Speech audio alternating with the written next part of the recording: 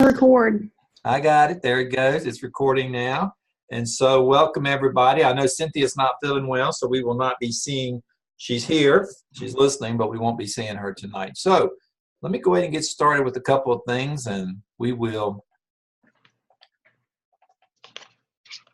All right. First of all, I want you to, where is that?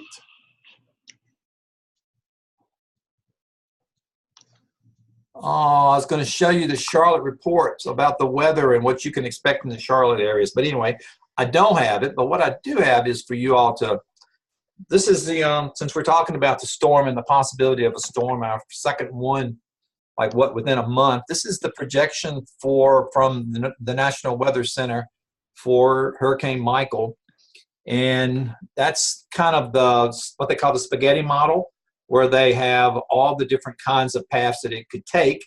And nevertheless, it looks like most of the paths are going to be taking them down toward the central part of the state to the southern end. But I do know that Winston-Salem, possibly Elkin, could be within, maybe even Wilkesboro, could be within the framework of one of those outliers, because there's about two outliers, I think, that would, these two here, that would, of course, impact you.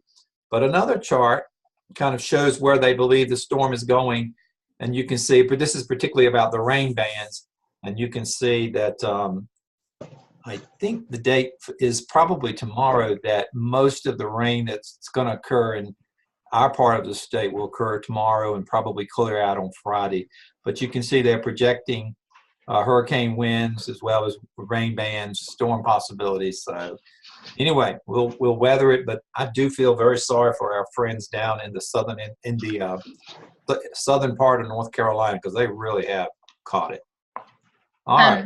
Dr. Stone? Yes. We were partnering with a school in Pender County. One of our former administrators is a principal there now.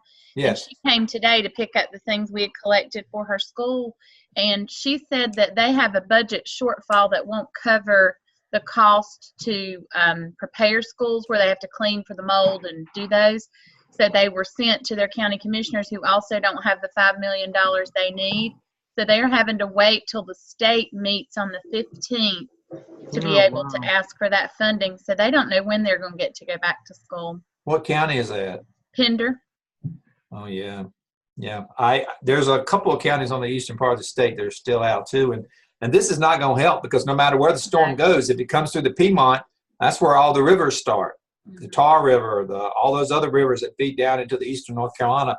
So they're going to continue to have the flooding, even if they don't have some of the other things. Thank you for sharing that, though. All right, I am still trying to find a way to get week 3 and 4 corrected. Pam tried to help me, and I think I tried to fix it, Pam, but I never could get it to work. So anyway, we are actually on week 5. So just quickly pulling it up to look at it. Your text readings with some of Essex. You had a scenario. We've got presentations tonight. I've also put something here for you to kind of use as a reference if you want.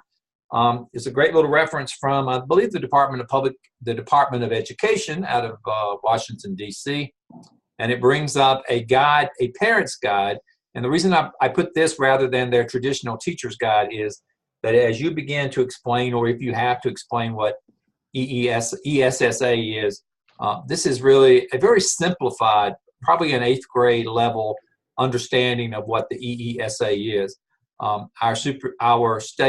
Our national Secretary of Education, of course, has a little bit of a spin on it. But as you read it, you'll see that it really doesn't do a lot with it. It really explains it in a great way that I think many parents would be able to use. So use it as a resource. So that is there for you under this week.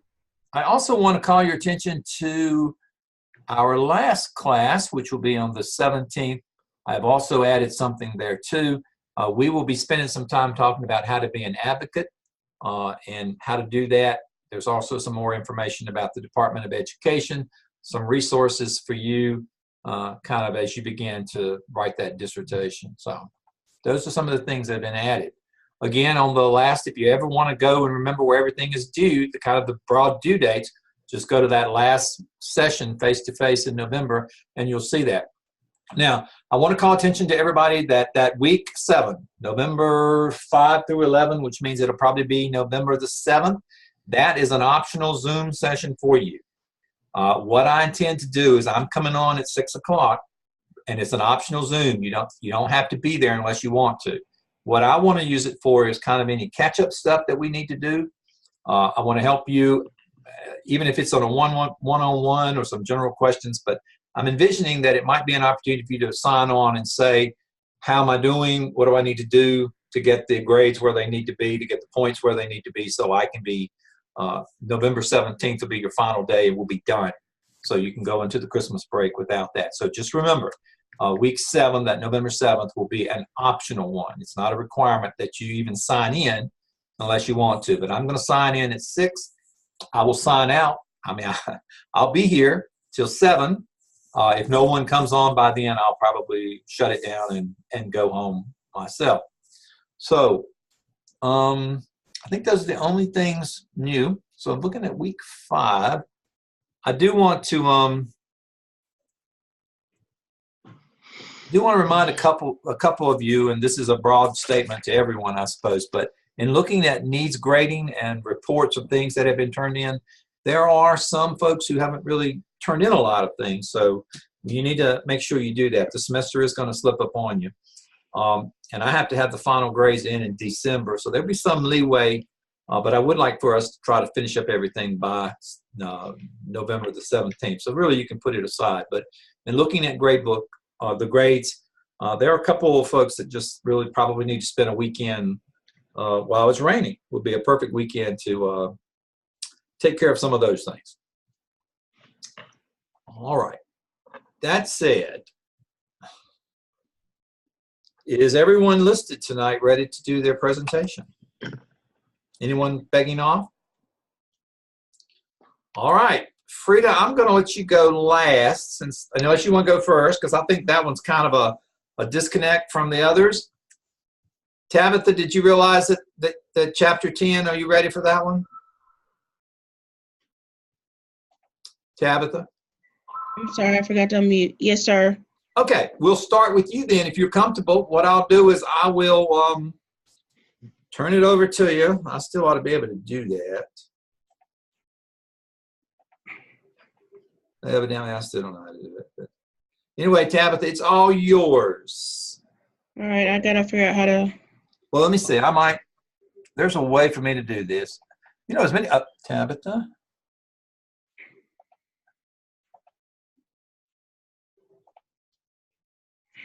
There you go, Tabitha. You're the host. All right. You're the host with the most. And don't forget, everybody, to that you do your presentation after you have looked at it tonight. Go ahead and make changes and post it so it can be graded. Tabitha, I have you as the host, so if you, I think, share, we'll be able to see what you've got. All right. Can you see it? It's coming. There we go. Oh, Tabitha, I'm impressed. Well, thank you. Well, I have chapter 10, policy implementation. So my chapter basically deals with how our policies implemented. So implementation, it is the process of carrying out authoritative policy, public policy directives. The major actors in the implementation are the implementers and the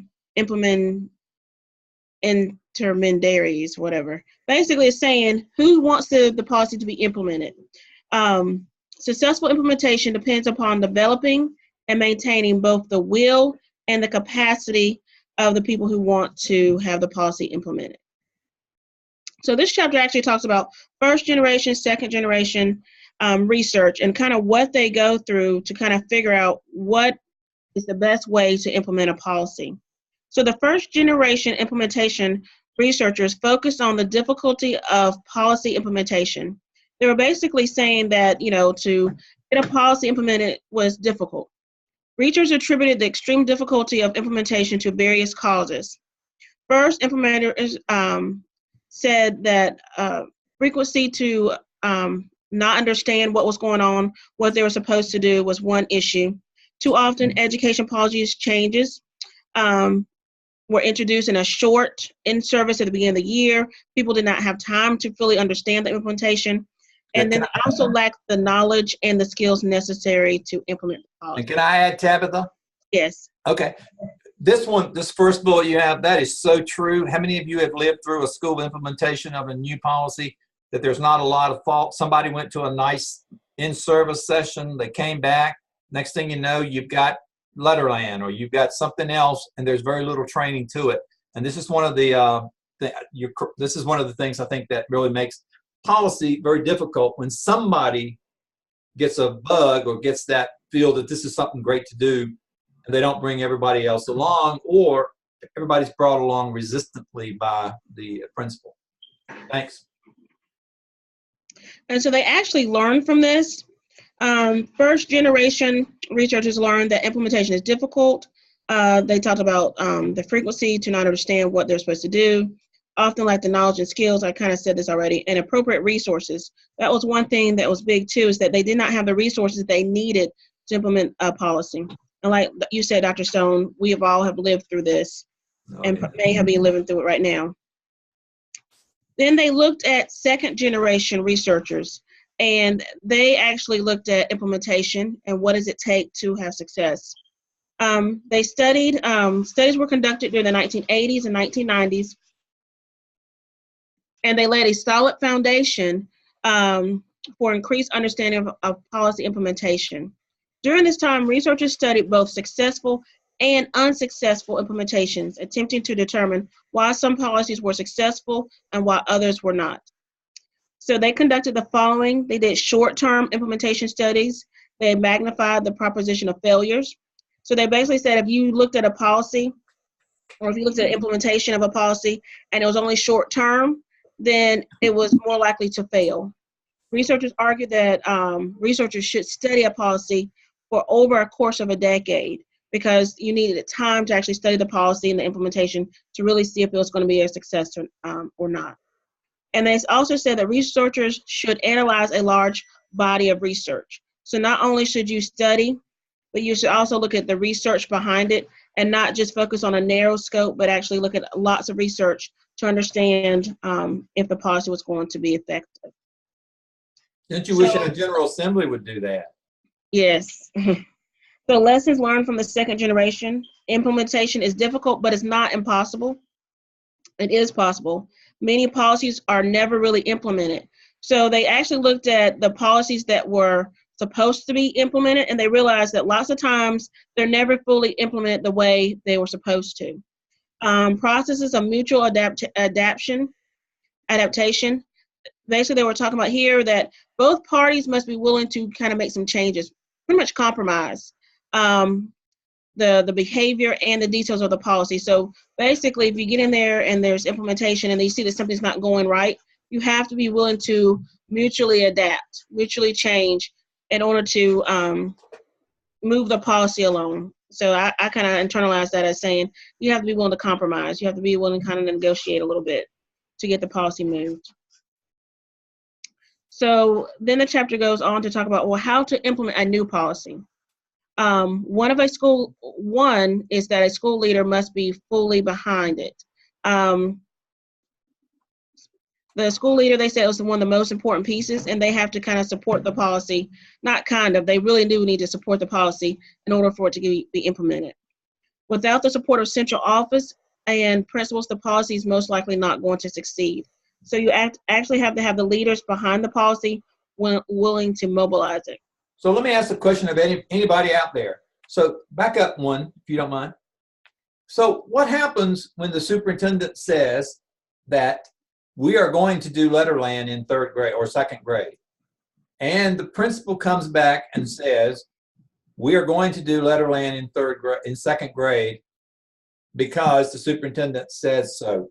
Do you think it's going to work? Honestly, we kind of went through that with our reading program, Imagine It. It came through that, you know, our superintendent said we were going to do it. Principal said that we were going to do it. We're going to do it because the superintendent says so. But it never really went to full implementation. They tried to have a heavy hand on it at the very beginning and said everybody has to do it, and they were making all Title I schools do it. But as they started looking at it, people weren't still doing the program the way it should be done. So the implementation, it started, but then in our case, there was it sputtered. It kind of fizzled out.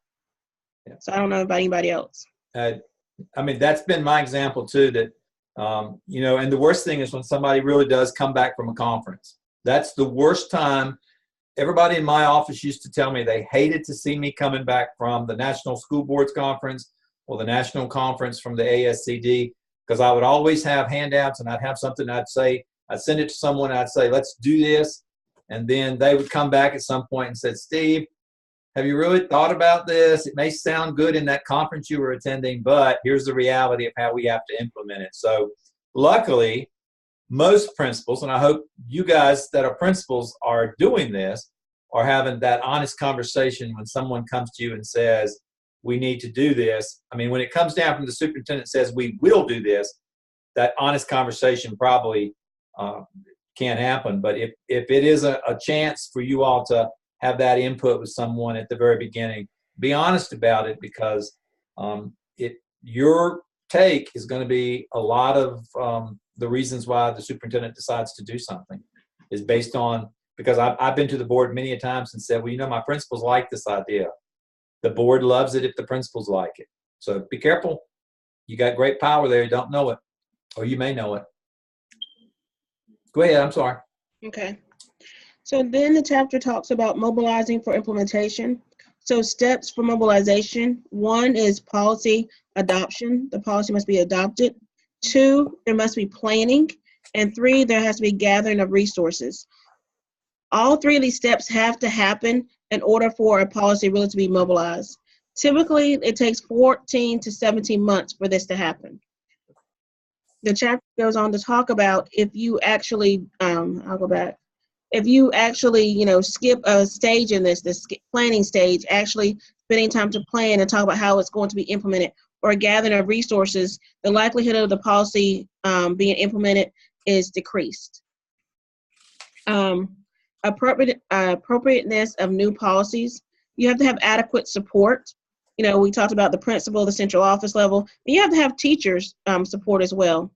Planning, they talk about don't overdo it. Don't be overzealous where you're planning everything, and you kind of just get caught up in the rhythm of planning where you don't really think about everything, or you think you overthink it and there's too much to be done and there's too many pieces for people to kind of put it together. You know, you really should think about who should be involved and plan by forward mapping. That was one thing that they shared, is that, you know, mapping it out and making sure that you've actually captured all the pieces that need to happen. When they talked about gathering resources, they talked about you need to think about the money, time, personnel, space, and equipment. All these components must be thought about in order for a policy to be really thought out well and to have success with implementation.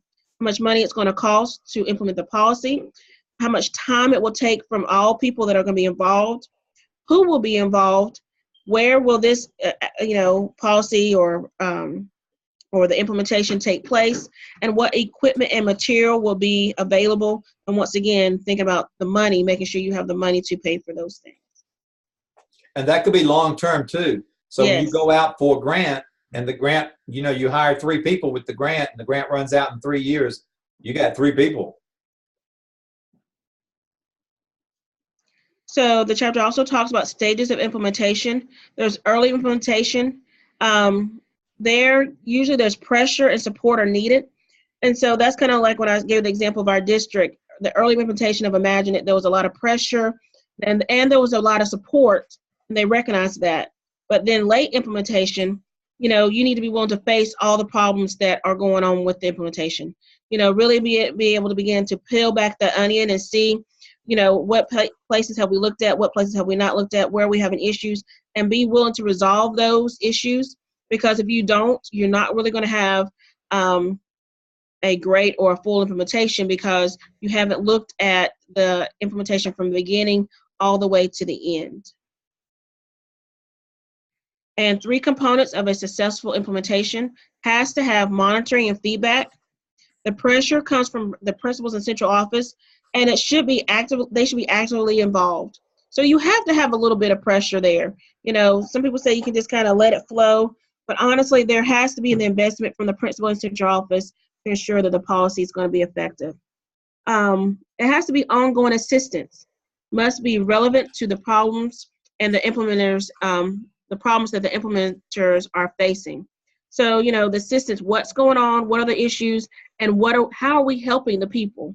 Because if you give the assistance and people feel like you're still not answering their questions, you're still not addressing their needs, then the policy most likely will not be effective or implemented. And then 3, coping with problems.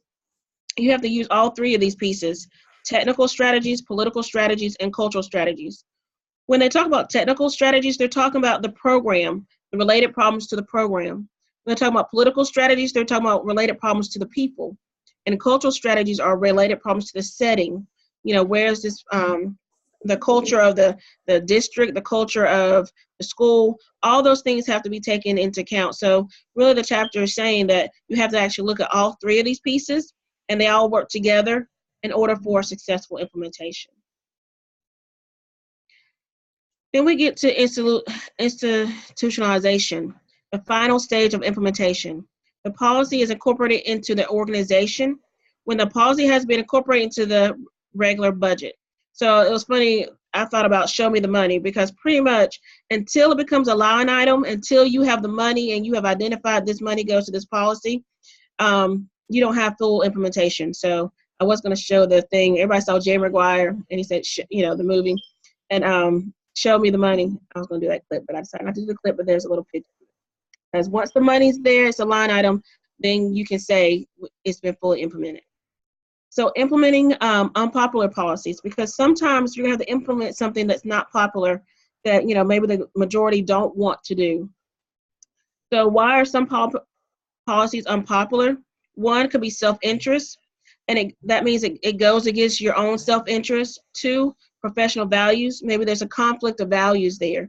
These things actually can happen, especially when you're getting a directive saying, hey, you're going to have to implement this, and you're getting it from your, the top, from central office, from your superintendent.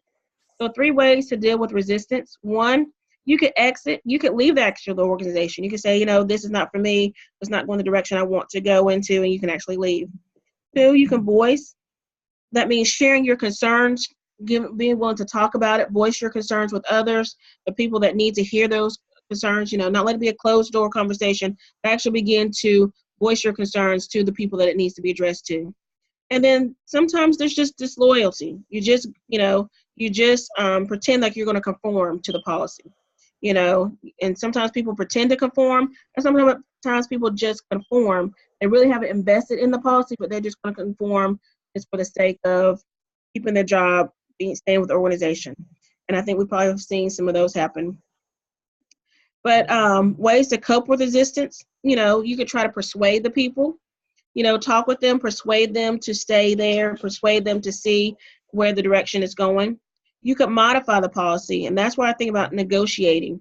Listen to what the people are saying, your constituents are saying, and then modify the policy to try to support all groups or whoever has the concerns.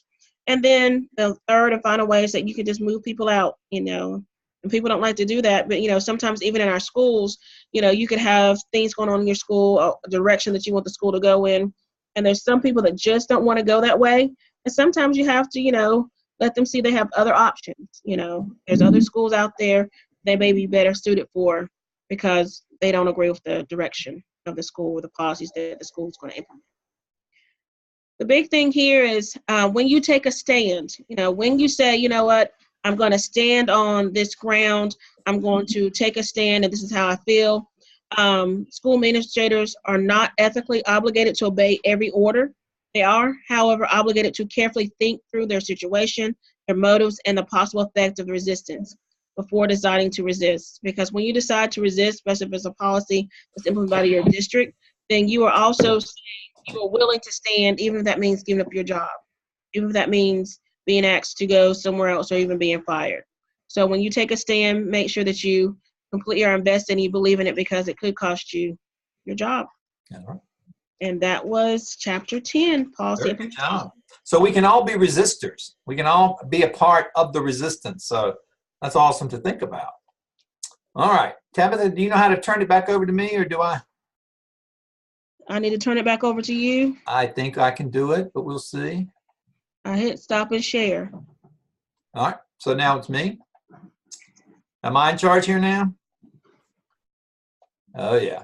Is this what, do you all see my screen now? Nod, yes. Tabitha, okay. All right, good. All right, great job, Tabitha. We're next up. Well, let me ask you, Frida, do you want to go next, or do you want Kristen to go ahead and get back into ethics?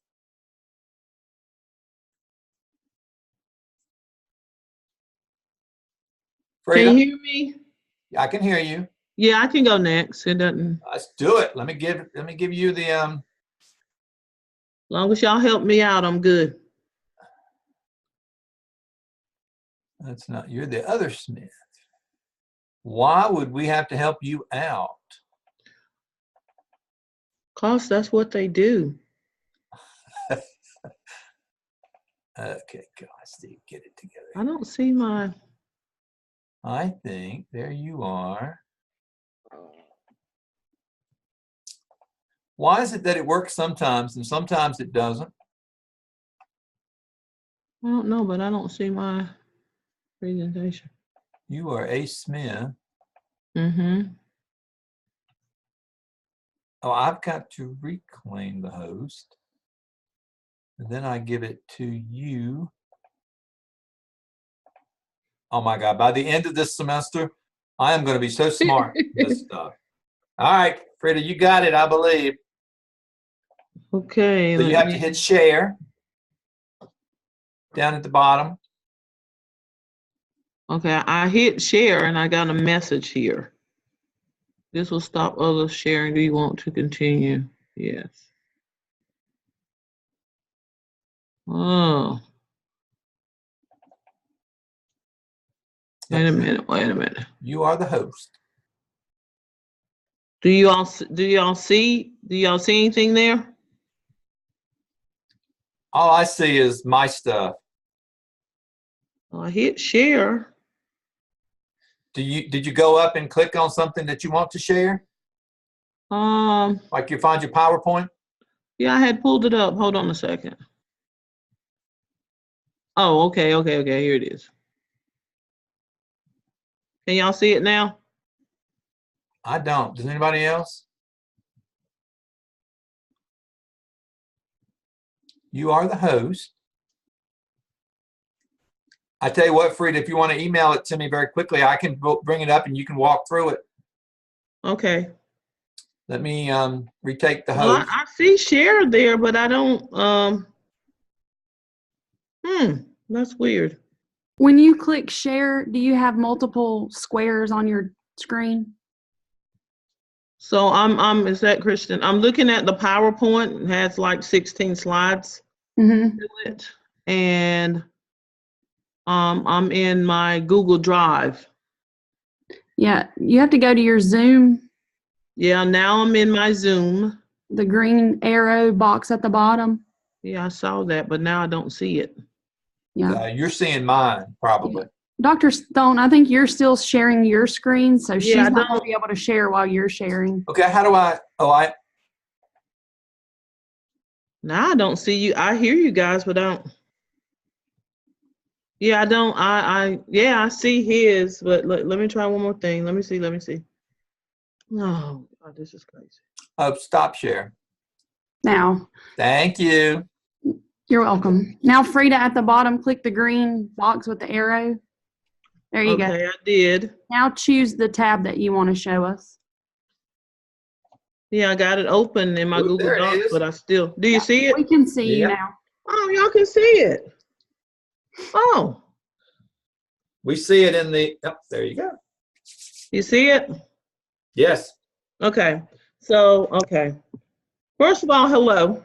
I missed you guys the other week. A couple of things happening in our school. Actually, since the last time that I sent you all an email, we've had three staff members that have had deaths in their families. So keep our school in your prayers. So my charge this evening is to attempt to look at North Carolina finance and spending. A lot of information out there from the shoes of a principal. Of course, I'm aware with spending within our district and within my school, you know, your general account, your athletics, for me, Title I, at risk, all those different types of budgets. But this has been very helpful for me to look at to find out how does spending in North Carolina kind of really come to play. So don't know everything, but I'll share some of what I know. So just some a couple questions for your thinking. As I started looking at this, I was wondering, do all counties receive the same amount of funding for each county? So that's one question that hopefully we can address. And how are they funded? The other thing is, what are some facts about funding in North Carolina? And what impact does finance or the lack thereof have on per pupil spending within education? Okay, so as we talk and or discuss this evening, there's a couple of key vocabulary that we probably may know something about or need to be aware of, and that is per pupil funding. Some of you, by way of your, if your principals, your PMR report, you know about ADM and ADA and MLD. Some of those words mean something when it comes to funding. So funding has to do with, you know, a district and or a school's enrollment. It has to do with attendance and that type thing. So those vocabulary words that I'm showing now, those are very important and things to be mindful of when counties are coming up with their funding. Some quick facts that I found about North Carolina is that we have about 115 school districts, 89 counties. 11 of those counties have multiple school districts. There's nearly 2,600 schools in North Carolina. There's over 1.5 million students enrolled. It said that there's 167 charter schools, but looking deeper, even yesterday, I note that there's about 173. So there's a gradual increase with enrollment in urban districts and also within charter schools. So school districts, the funding difference may be different depending on the county, how the school is funded when it comes to Title I, when it comes to ESL, when it comes to exceptional children, that type of thing. So this is just a view of the different counties within North Carolina. I actually took a look closer at Forsyth County.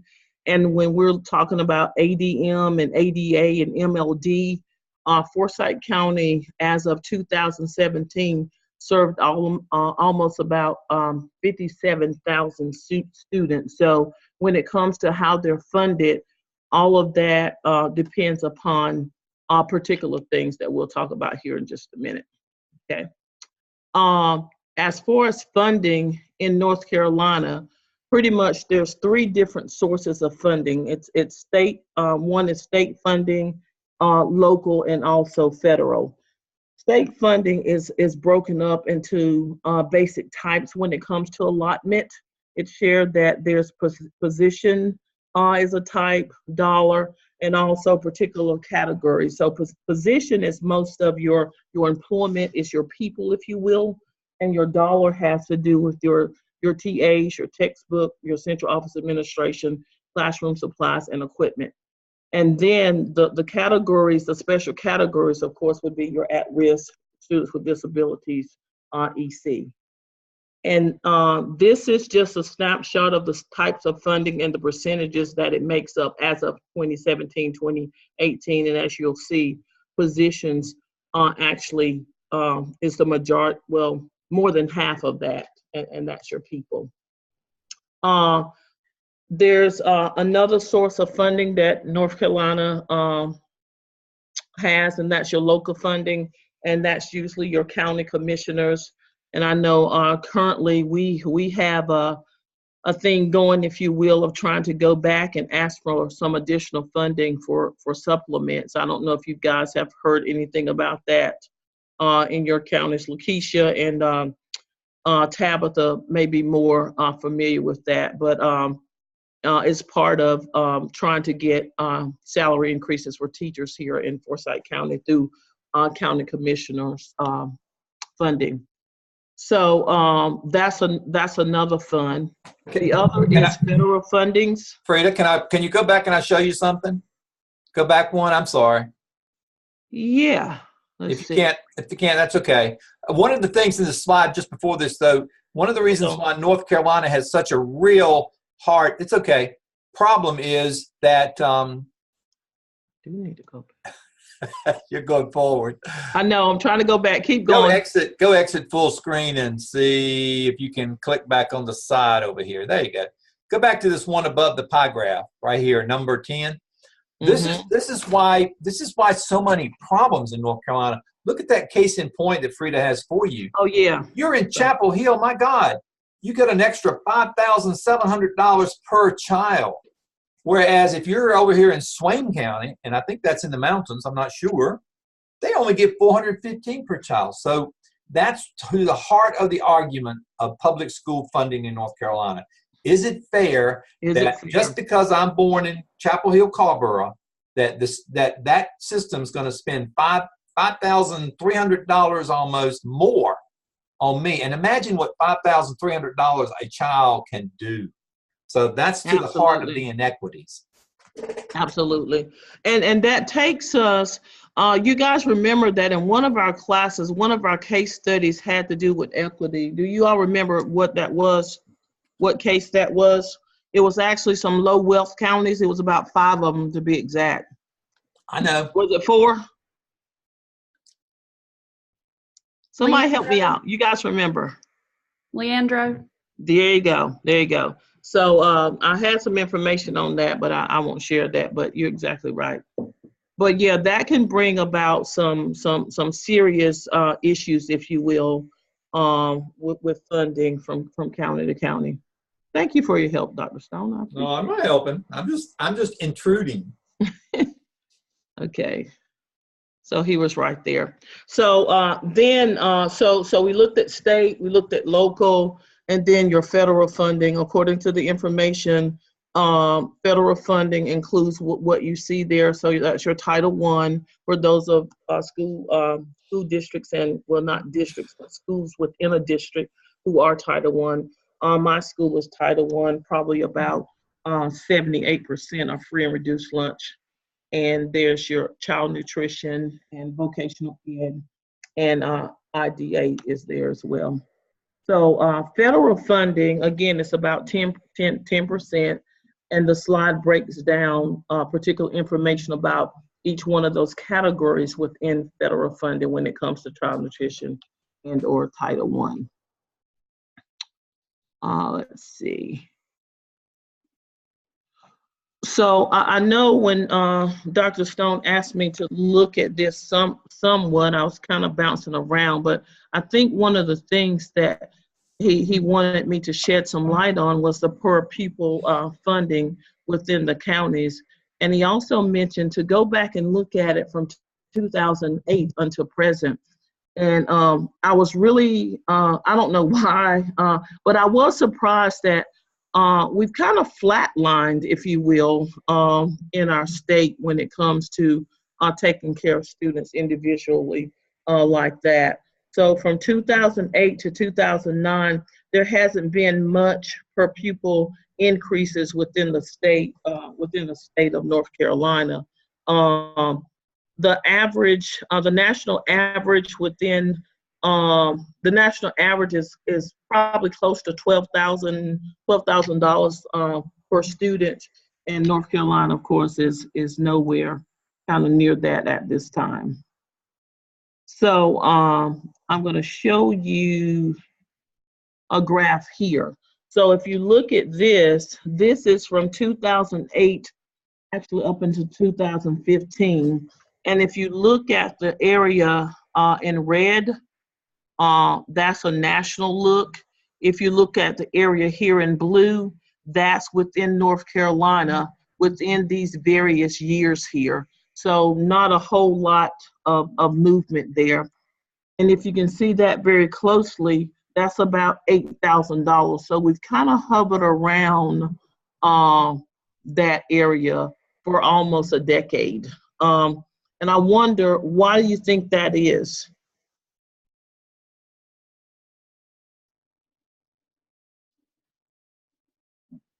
I mean, I don't know why it is, Frida, but that's something I want to know too. I mean, I think all educators want to know, why aren't we increasing the spending for per pupil? Look And at it goes on with same thing with teacher salaries.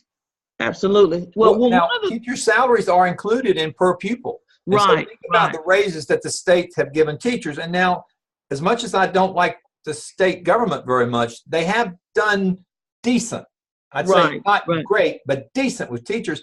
But if what's getting us moving upward is teacher raises, can you imagine that means what's happening if you broke this down and had technology, or if you had supplies? Because if what's really moving us forward is teachers getting a 5% here or a 6%, that's why this line's going up.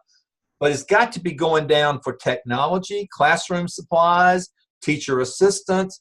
So the reason I wanted Frida to do this report on finance, and Frida's hit it quite well, is that per pupil spending is the real measure of how the state is supporting its schools. And when you look at something like this, North Carolina is dismal. And so when a politician tells you that they've given so much to schools, ask them, well, why has the per pupil spending rate gone down? Because they can't answer it. So we all should be upset about this, that North Carolina, they have a great game about supporting public schools, but the reality right here in Frida's chart is that they aren't. So I wonder, and I'm like Tabitha, I don't know all the answers to this, but you know, when I was looking at some additional information, and we look at the fact that charter schools are there's about 173 schools.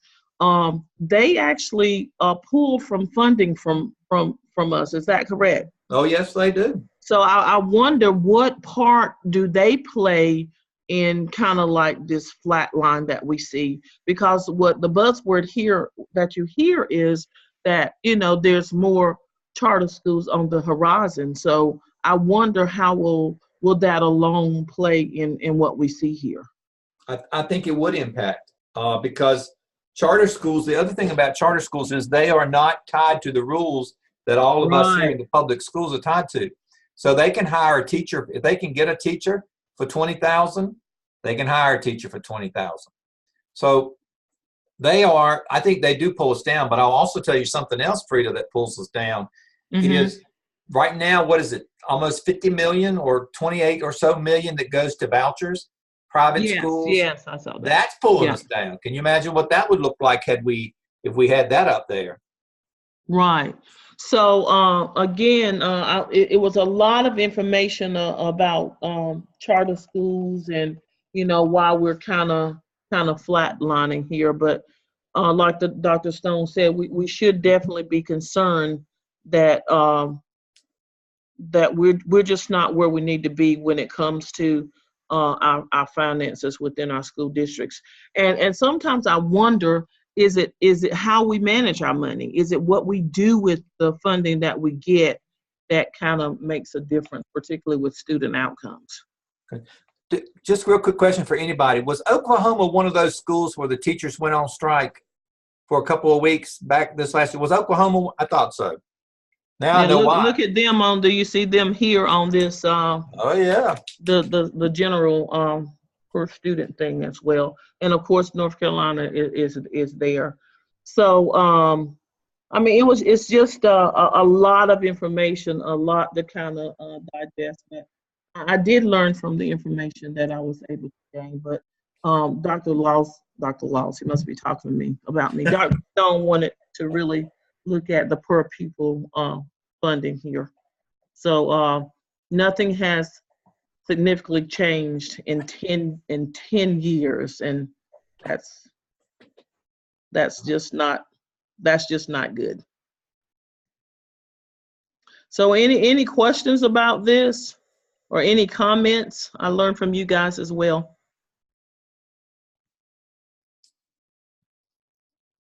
good job, Frida. All righty, thank you guys. Frida, your next assignment for your next PowerPoint, which may be due next time, Okay.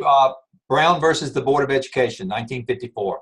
I want you to do a PowerPoint on Brown versus the Board of Education, 1954. I got it. We can talk about it a little bit more. Okay. Okay. All Thank right. you. So Frida, I think you have to give it back to me, or do I? Let's see if I can.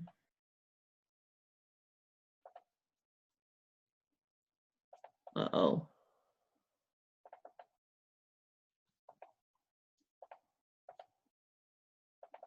All I see up top is I see a stop Oh, wait, share. I can reclaim host. All You right, got it? I got it. Thank you very much. All right, Mhm. we're going to do Kristen's, then we're going to take a quick little bathroom break, and you don't have to worry about the entertainment for the bathroom break. I've got that already signed up. I've already got it. So, and we'll see how quickly it goes. We may do Kristen and Tabitha and then have our break. So, Kristen, it's over to you. All right. Thank you.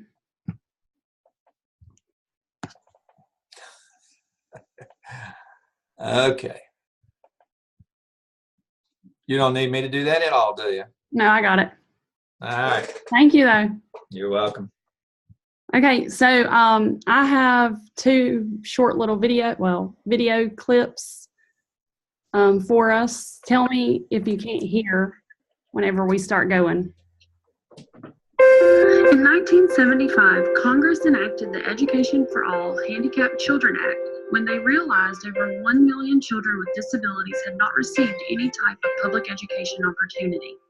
Two landmark cases led the way for children with disabilities. The Pennsylvania Association for Retarded Children v. Commonwealth ruled that children with mental retardation were entitled to a free and public education. The Mills v. Board of Education challenged the exclusion of children with disabilities in the District of Columbia schools. The court stated that no child should be excluded unless adequate alternative educational services consistent with the child's needs were provided.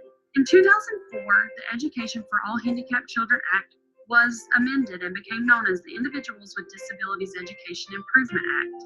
Individuals with disabilities are protected under IDEA and the Rehabilitation Act of 1973, Section 504.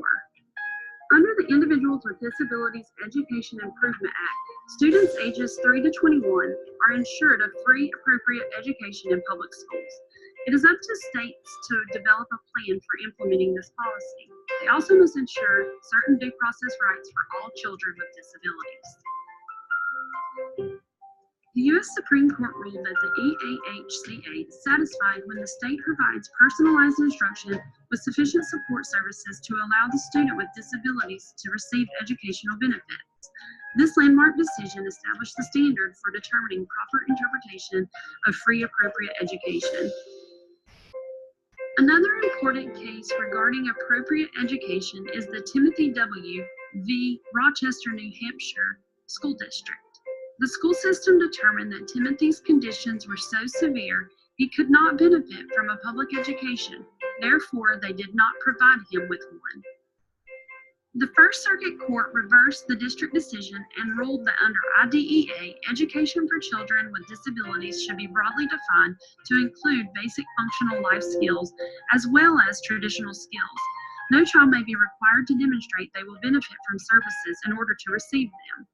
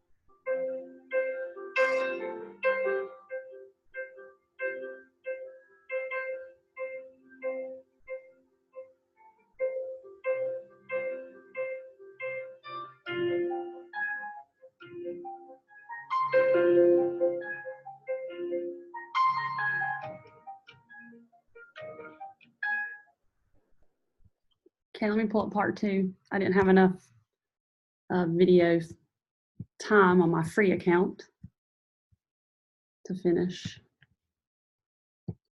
The Supreme Court ruled that parents who place a child with a disability in a private educational facility are entitled to reimbursement for the child's tuition and living expenses if a court later determines that the school district proposed an inappropriate IEP.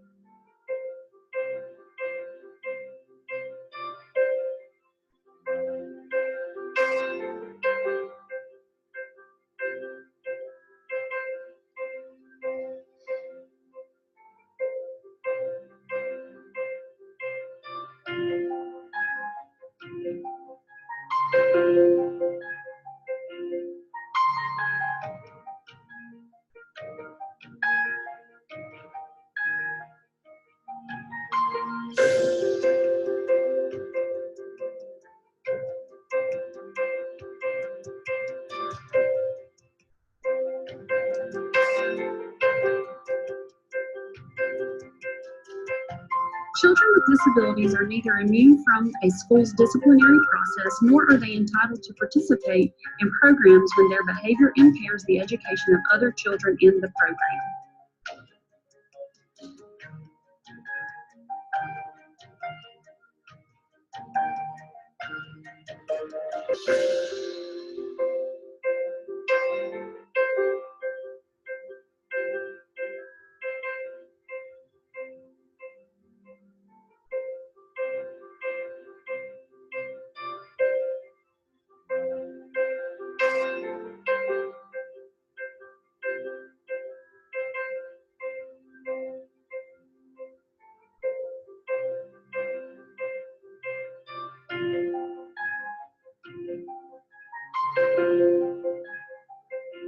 Under the Individuals with Disabilities Education Act, states may not remove students with disabilities from classrooms for violent or disruptive conduct stemming from their disabilities. IDEA clearly prohibits such actions while proceedings are pending.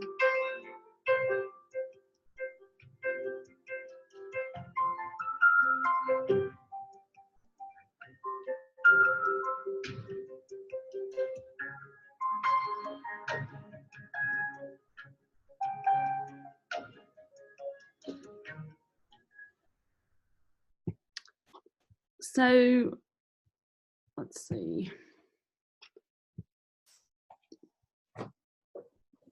Those were the major cases involved in special education concerning the policies that are in place for that. Any questions? And I can give the links to the videos if anybody would like them for their review. So the next thing I'll talk about is in our book, we have like a guide, I guess you can say, that talks us through the Individuals with Disabilities Education Act of 1977. It starts on page 149, and I just did send in some things because it's a lot of information, and as you know, there's nothing simple when it comes to special education, especially when we're not following the IEPs and things that we need to as stated, because there's a lot of legal ramifications that come from these services. So discipline is a big big concern, especially whenever, you go into expelling or suspending a kid for behavior. And then let's see, we talk about if it is stemming from the behavior, have you done the functional behavior assessment and implemented behavior interventions to see if you can, bring those actions in, and you have to really decide, are the behaviors part of the disability? And so that plays a big part in the disciplinary process. Let's see. Do your counties, once you get to a certain amount of days, do you have or I guess that's a state thing, or federal, that you have the manifestation hearing? Yes. Everybody has to do it. Is it 10 days for everyone? Federal, is that correct? Okay. So this just kind of goes through the steps of the process. And of course, you have to notify the parents. And it has to be within the first 10 days of that decision. So then you go through the review process, and you look at the behaviors, all the information, the documentation for this. And then as a team, you have to decide the IEP, the placement, was the child in the appropriate setting, and is it the disability? Is it not the disability? And then look at, how we've handled it as a system. And then now I read this, and Dr. Stone, you can help me. When it talked about the burden of proof, because, and even going back, it depends on who is. At one point it shifts, because under the first act, it was the school's responsibility, but then under either the 97 or the 2004, it shifted to the parent. Can you help me out with that? The burden of proof of what? Of disability? Yes. Is that it shifted from the school having to determine, or I guess in this situation, when you're talking about discipline, are you determining if the behavior is, the burden of the behavior is a result of the disability, and that falls on right. It goes from the school to the parent, depending on who. I haven't done an IEP meeting in a long time, but my understanding of it would be that it really, when you go into the IEP meeting, it is called by the school. Parents have to be there. School people have to be there, or should be there. Yeah. And the idea is to have a general discussion about what is best for the child, realizing that the teachers are the experts. Therefore, and please someone correct me if I'm wrong, because I really haven't done an IEP meeting in 20 years. I still think the burden rests with the school to show that this is the best setting for this young man or this young woman. Now, I think at that point, the parents can step forward and say, have you considered, have you done? But I think ultimately it is still the school's responsibility to determine what drives the IEP. Correct me if I'm wrong, someone who just sat in one yesterday. You're right. But when it comes to the behaviors and where— the manifestation. Right, and they are becoming, aggressive towards another student, that would, and they're treated as all— you are to look at them as, and go through your behavior policies just like you would another student. Still, it looks like unless it is behavior related to the disability, and then it brings it to a new level. Yeah, you're gonna go through. You have to look at the student code of conduct to determine, of course, what would be the appropriate consequence for the behavior. However, with a student with an IEP and with a behavior issue category, you have to determine as a team whether or not the disability is a manifestation of that particular behavior. So is that the reason why that student is actually acting that way? And then if or not. And if you determine that the disability has nothing to do with that behavior, then the consequence discipline ceased. stops. Yeah. Right. But And then if you Lakeisha is right, Kristen. I think if I understand your question, it really is for the school to say, oh yeah, that's a part of his behaviors, that's associated with his disability. It is not for the parents to come in and say, Absolutely. this is the way he is because of his disability. That is for the experts who However, around that it's a table. team decision. However, it's still a team, and the parent can be a part of that manifestation determination. Right. But you have the 10-day window, and then once you get to that 11th day, that's when you start building it prior to that if you think you're going to go over.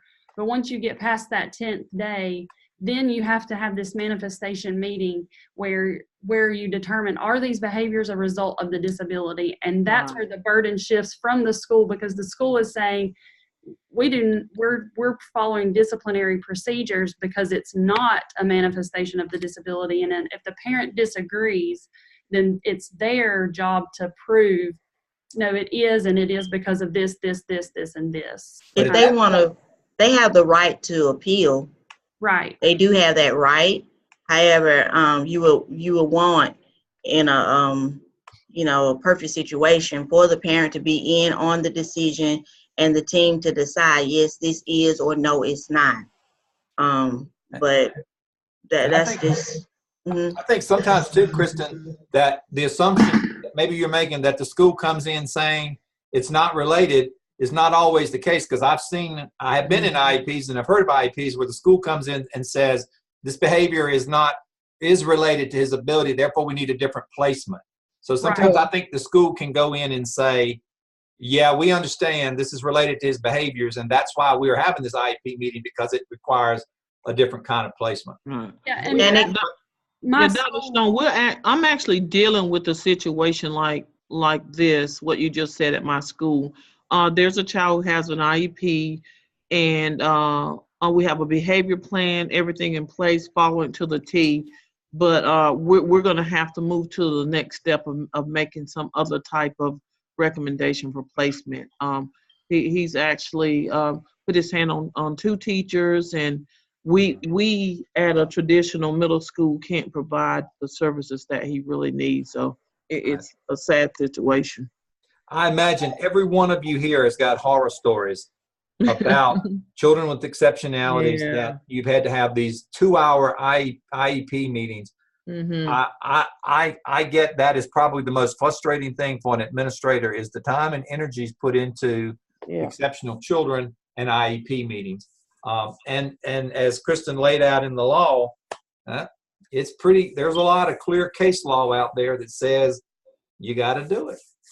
Yeah. But I do want to say, though, that sometimes even if a manifestation comes back as a no or yes, it doesn't matter. Sometimes a yes or a no can still determine whether or not, like what Frida is going through, whether or not they still need to be in a different place. Yeah. That's so sometimes it doesn't matter. And some people get so wrapped up in the yes and the no that they think, oh, we have to say it's a yes in order to move forward. You don't. But sometimes even if it's a no, you can still move forward. You know what I mean? It kind of gets confusing, but if a decision has to be made, it has to be made. So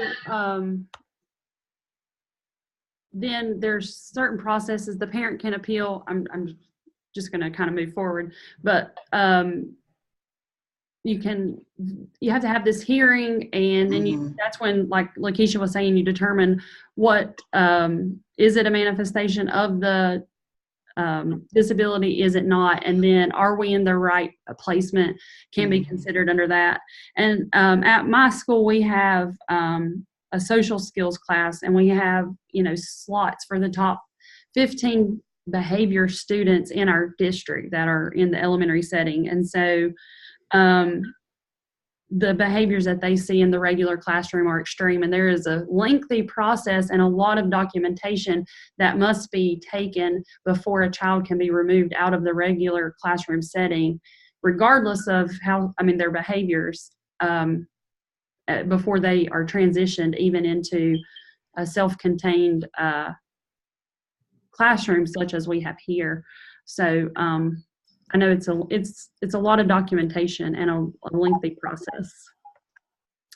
So, and then if you propose a new placement, you follow a plan, you bring the team together, just like you said, and then you have a hearing.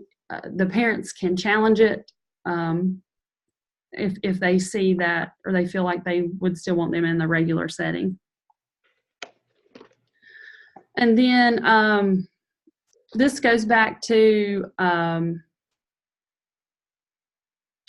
the IDEA, and then what things have you put in place if the parent expressed concern but we didn't follow up with it, and then just the procedures and making sure that you are following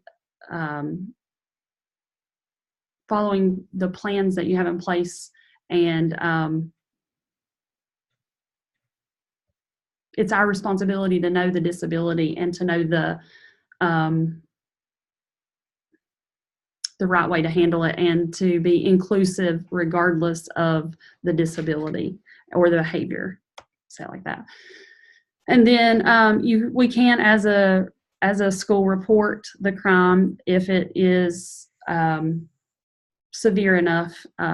So for instance, if you have a student who, even though they are aggressive in nature and it is part of their disability, if they, injure another student in an aggressive manner, I have, just in the past year, had to, I say press charges, that's not the term that I need to say, but file a juvenile petition against the child, so that it is reported, and that's proper documentation sometimes for us as a school. So then we move, there are some administrative guides on pages 152 through 153, and then 154 and 156 that kind of summarize this whole chapter and into steps. And I thought that might be beneficial if you would like to do a refresher on students with disabilities. And then, of course, we have Section 504 and ADHD. A child that has ADHD, and this was a whole section in the chapter, a child who has ADHD can qualify for services, but they may not be special education services unless they have a specified physical or mental disability. Therefore, we have the Section 504 from the 1973 Rehabilitation Act that will provide and cover for instances such as where they need a special service, but they do not require or are not labeled or have the diagnosis of a physical or mental impairment. And then one last thing, let me pull it up. And this just compared, and I thought it was interesting. It's a chart, and it compared the 1997 version to the 2004 version. And the thing that caught my eye in it is the related services, where in 1997, if a student transferred from one school to another within a state, the school did not have to provide comparable services within that year. Whereas now, if a child comes to you from another district in your state, we are required to provide a comparable service. So I thought, I don't know why that one is the one that just caught my eye. And I know even if they come from out of state, once we, realize that they have an IEP, that they're EC, and we get that information, I know that we try to accommodate the plan to the best that we can. Of course, you have that transfer in meeting so that the language matches what we use in North Carolina. And so that's a pretty heavy chapter, but I try to do it in under 15 minutes. Yeah, if you decided to buy this book, you definitely want to save chapter 5, because this is the one that you're going to spend quite a bit of your time on, and that is dealing with exceptional children and issues related to it. I will tell you this, as a superintendent, If you go into an IEP plan without, and you know it's going to be a biggie, you know it's going to be a biggie, you know there's going to be a lot of demands from the parents, you had better have someone from the central office there. And the reason for that is because you can sit there and write IEPs all day. But if you put in an IEP for a nurse to be around this child all day, the education center or the central office is going to have to pay for it. And someone from the central office is going to call you and ask you why you put that into an IEP. So know your parents, kind of have a feel for what you think may come out of that meeting. If you think it's going to be something that's going to be confrontational, or if you think it's going to be something that is going to require some additional services that you have not offered in the past that you couldn't easily offer, then you certainly make sure somebody from the central office is there.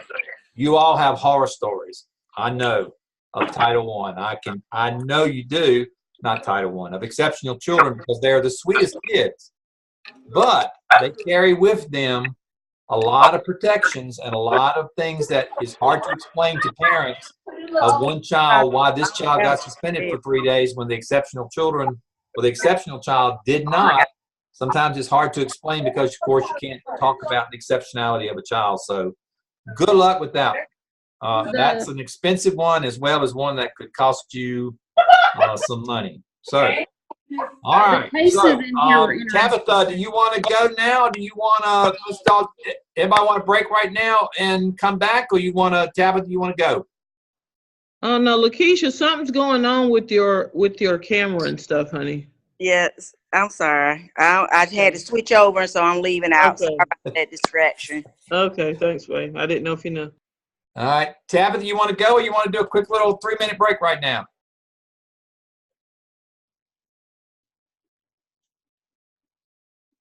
Tabitha?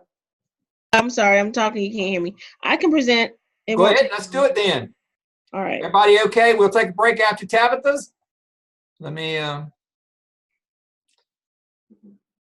I am the host now, okay. I will never understand this. All right, Tabitha, can you take it? All right.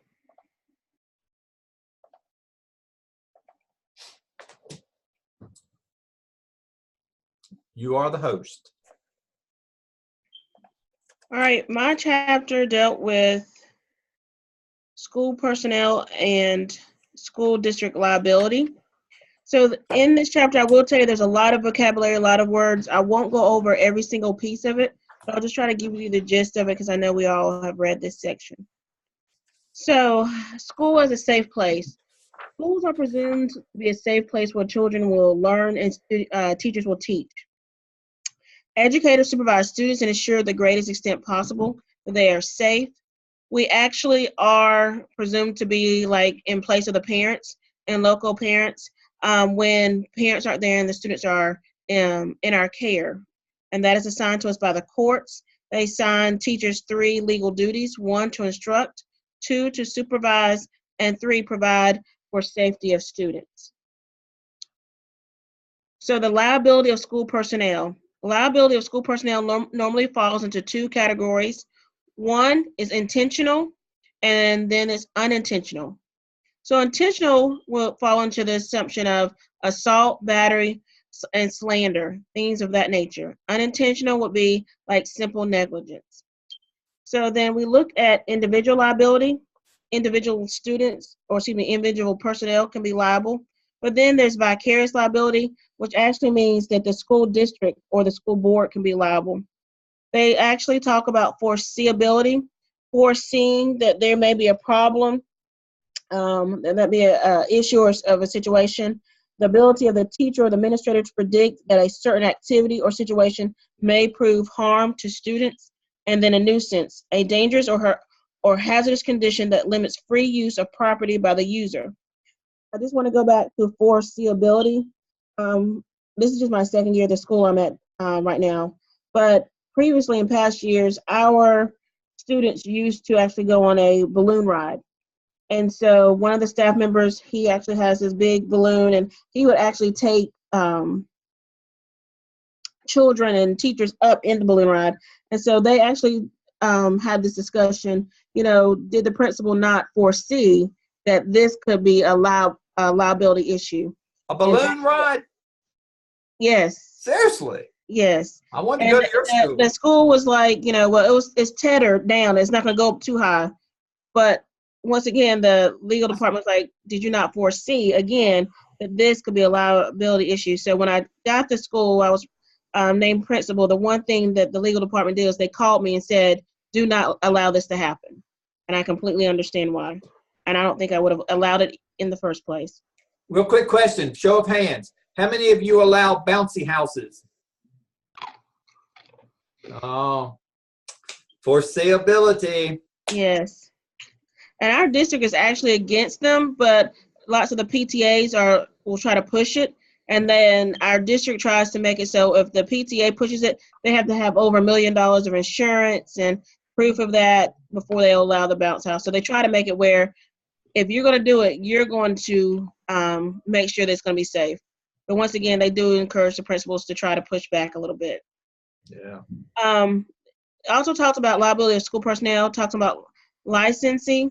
That means that if someone comes on your campus, you do need to notify them of any issues that are on the campus, and then you're liable if anything happens to them, such as, let's say there's water in the hallway. You need to put out a sign that lets them know that, there's water in the hallway, the floors are wet, things of that nature. But if people visit your building and they are not supposed to be there, you're not liable. If they're trespassers, then you're not liable for things that happen if they're trespassed on the school property. Parental access to school premises. Of course, our parents are able to come to the school, and when they're there at the school, we are liable. They are able to go on field trips with the students as well. But of course, they ask that they not ride in the bus, but they can follow the field trip to the destination. The 3 areas that they also talked about was at the bus stops. We are liable for things that happen at the bus stop, the bullying, the issues.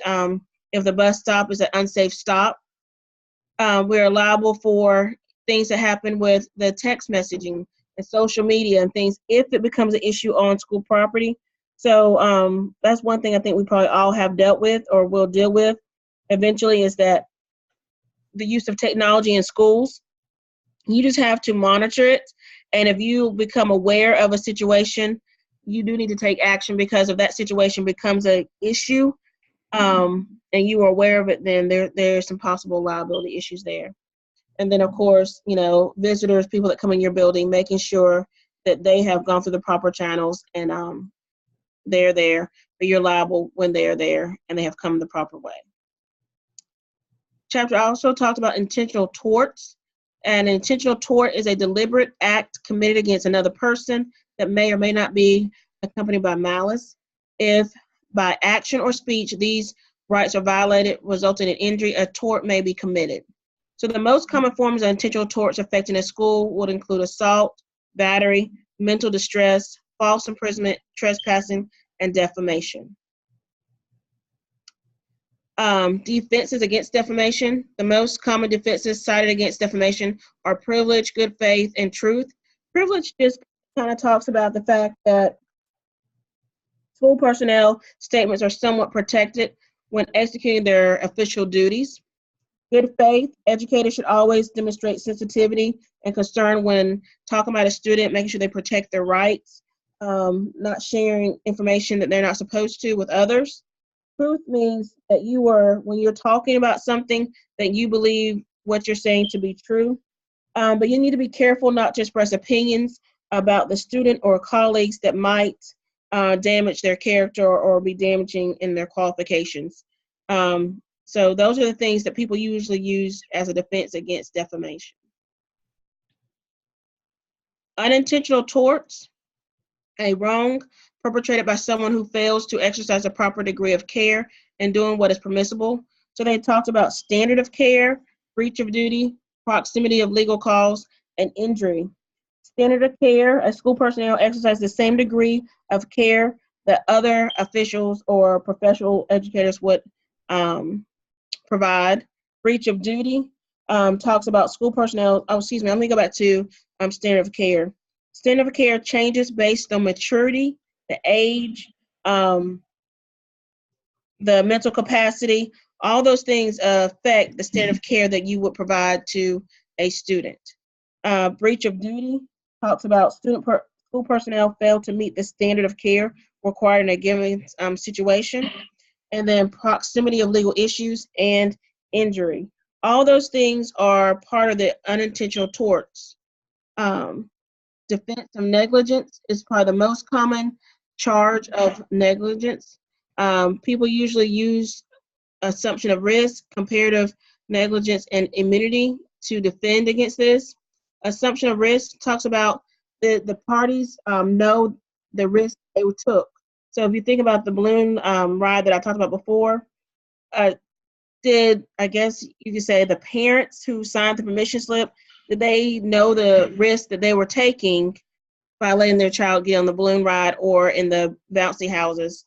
That assumption of risk, were they aware, and did they still choose to partake in the activity?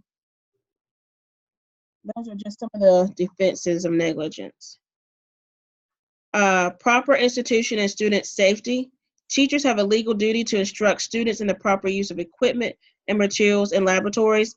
This is just saying not just laboratories like science, but anything that happens in a school, teachers have a legal duty to instruct the students on how to use the material and how to use it properly and ensure safety. That's why you would see like the middle school teachers, high school teachers with the labs and science labs, making sure that they've taught the children about how to use the equipment, what to do in case of an injury, because they want to make sure that they have instructed them, because there could be some liability issues if the child does something in the lab or uses some equipment and not properly, and then there's an injury. So there could be some liability there if they have not gone over those things. Then the chapter talks about duties of supervision. All teachers and administrators are expected to provide reasonable supervision of students under their care. The whole thing is about safety. You actually are required to provide supervision before school, during school, after school, and on field trips. Lots of times, we, here at our school, we'll tell our parents, you can't drop a child off before a certain time. And they still drop the children off. I make sure I inform my parents that, you've dropped them off at this unsecure time where there's no supervision. And we have not provided supervision. Our building is still closed, it's still dark outside. And so letting parents know that you're not liable. But I let the staff members know that if they let a student in the building and it is before the instructional time, they have then decided to take on liability issues for that student. Because if something happens to that student, it is them, because they chose to let the student in the building and the student should be under their care. So, lots of times you just have to talk to teachers about choices they make. I know they're trying to be, I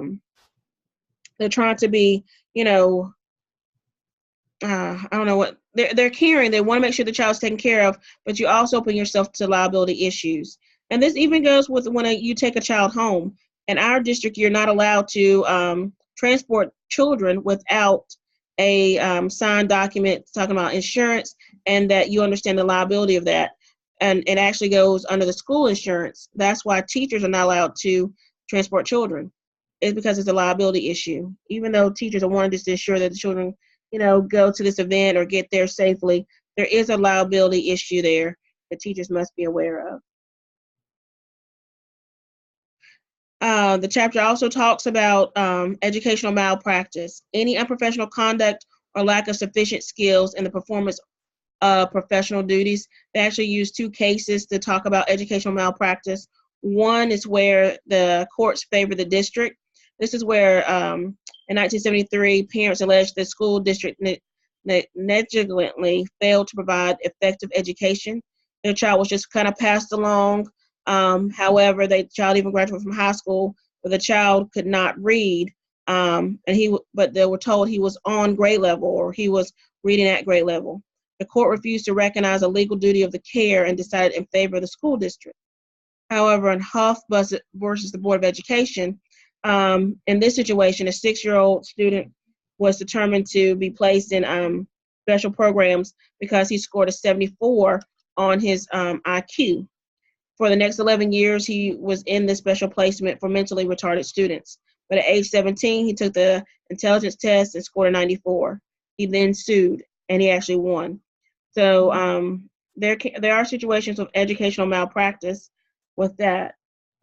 This goes a little bit, goes a little bit with the chapter, Dr. Stone, but I just want to talk about this real quick, and I don't know if anybody else has encountered this. I have some teachers that feel like they have they have the right, like if there's a fight and between students, that they should not break up the fight because, one teacher has said that she didn't want to be blamed if anybody was injured, and then two, said that that was not part of their rights as educators to, or their legal duty to have to break up a fight. So, Have them look at the job description for a teacher, because yes. the safety and security of the school is paramount, and that is their responsibility. So they keep fighting on that. We're going to talk to NCAE. That's a losing battle for them, I don't understand these are elementary school kids. They don't want to. I can see where they don't want to get hurt, but their Right. job description entails safety of students. And Right. if there's a fight going on, chances are both, if not both, of those children's safety is at risk. And so by them refusing to step forward in a good faith effort to stop it, they are negligent. Right. And they will cost you big money in court. And I just met with a teacher today. She has a pre-K student who he's being physically aggressive to his peers and sometimes to his teacher. And she says that he is violating her rights when he hits her. Now, I get that he should not hit her, and we're working on that, but he has some other issues that we're also working on too.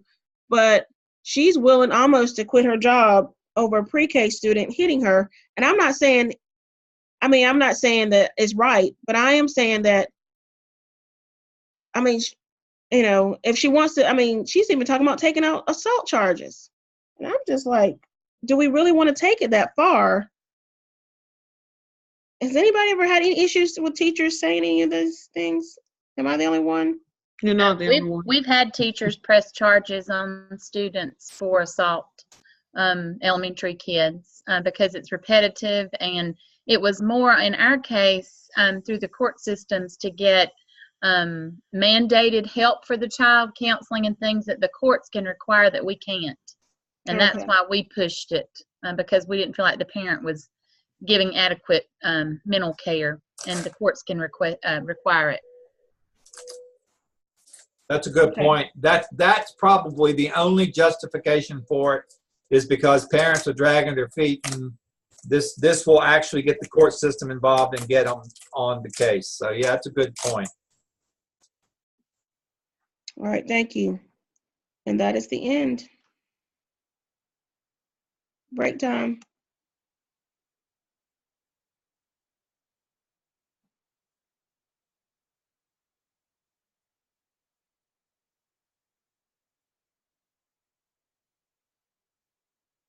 I can't hear anything.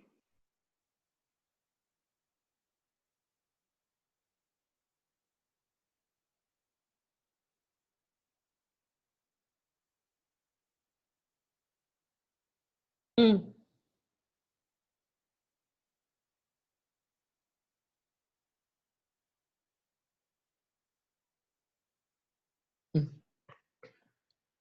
Did he tell us it was break time? What's going on?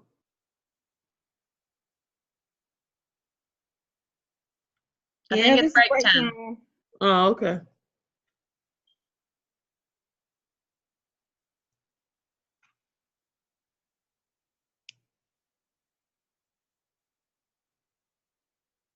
Okay.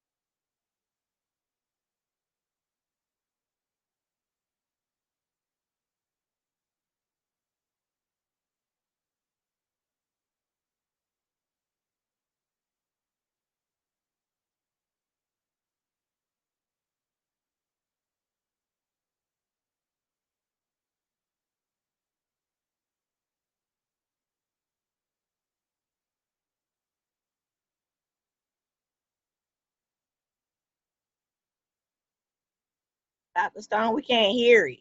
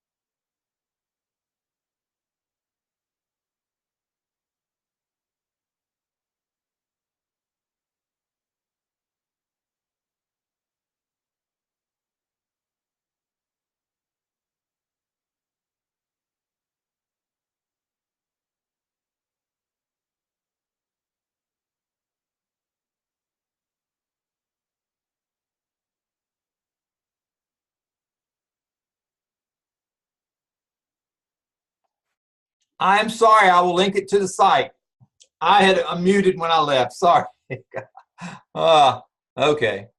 All right. Lakeisha, I think you're next.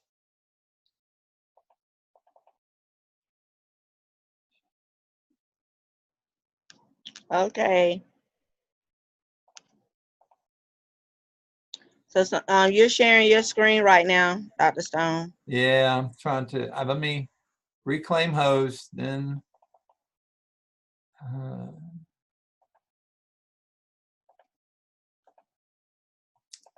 You know, there's got to be a.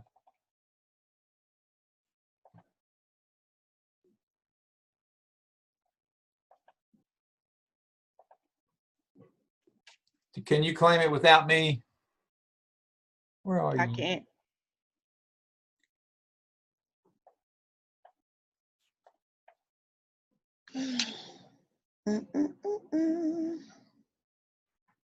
There we go. Okay. There you go. All right. It's all yours. It's saying Edward is the host. Oh, I got to stop sharing. Now, let me see if I go back in and make you the host.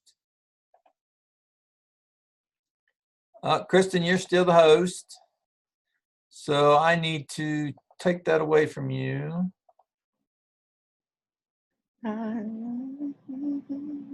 Reclaim the host. Now I am.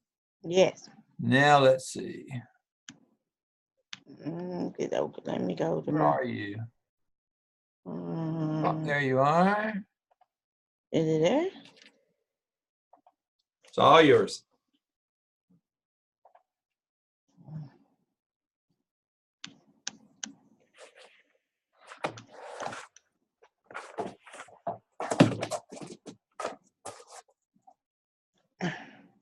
All right.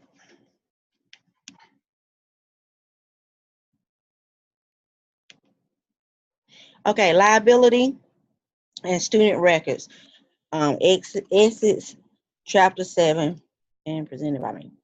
All right, so pretty much before I go to this, the primary purpose of this chapter is the maintaining of educational records to aid school personnel in developing the best educational program for each student enrolled in the school. So we're going to go through, and it's a lot. It's kind of heavy, but we're going to get through it. The first section of the chapter talks about sanctions for violating family privacy rights. So no funds should be under any program to any educational agency shall be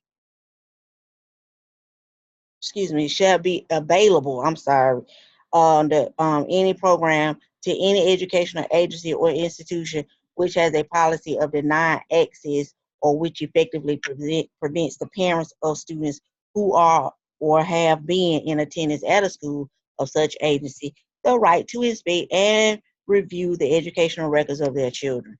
So this little image here is pretty much saying you don't do right by the kids and their records and that type of thing, then your money is going to go down. It's going to go. So you have rights of parents.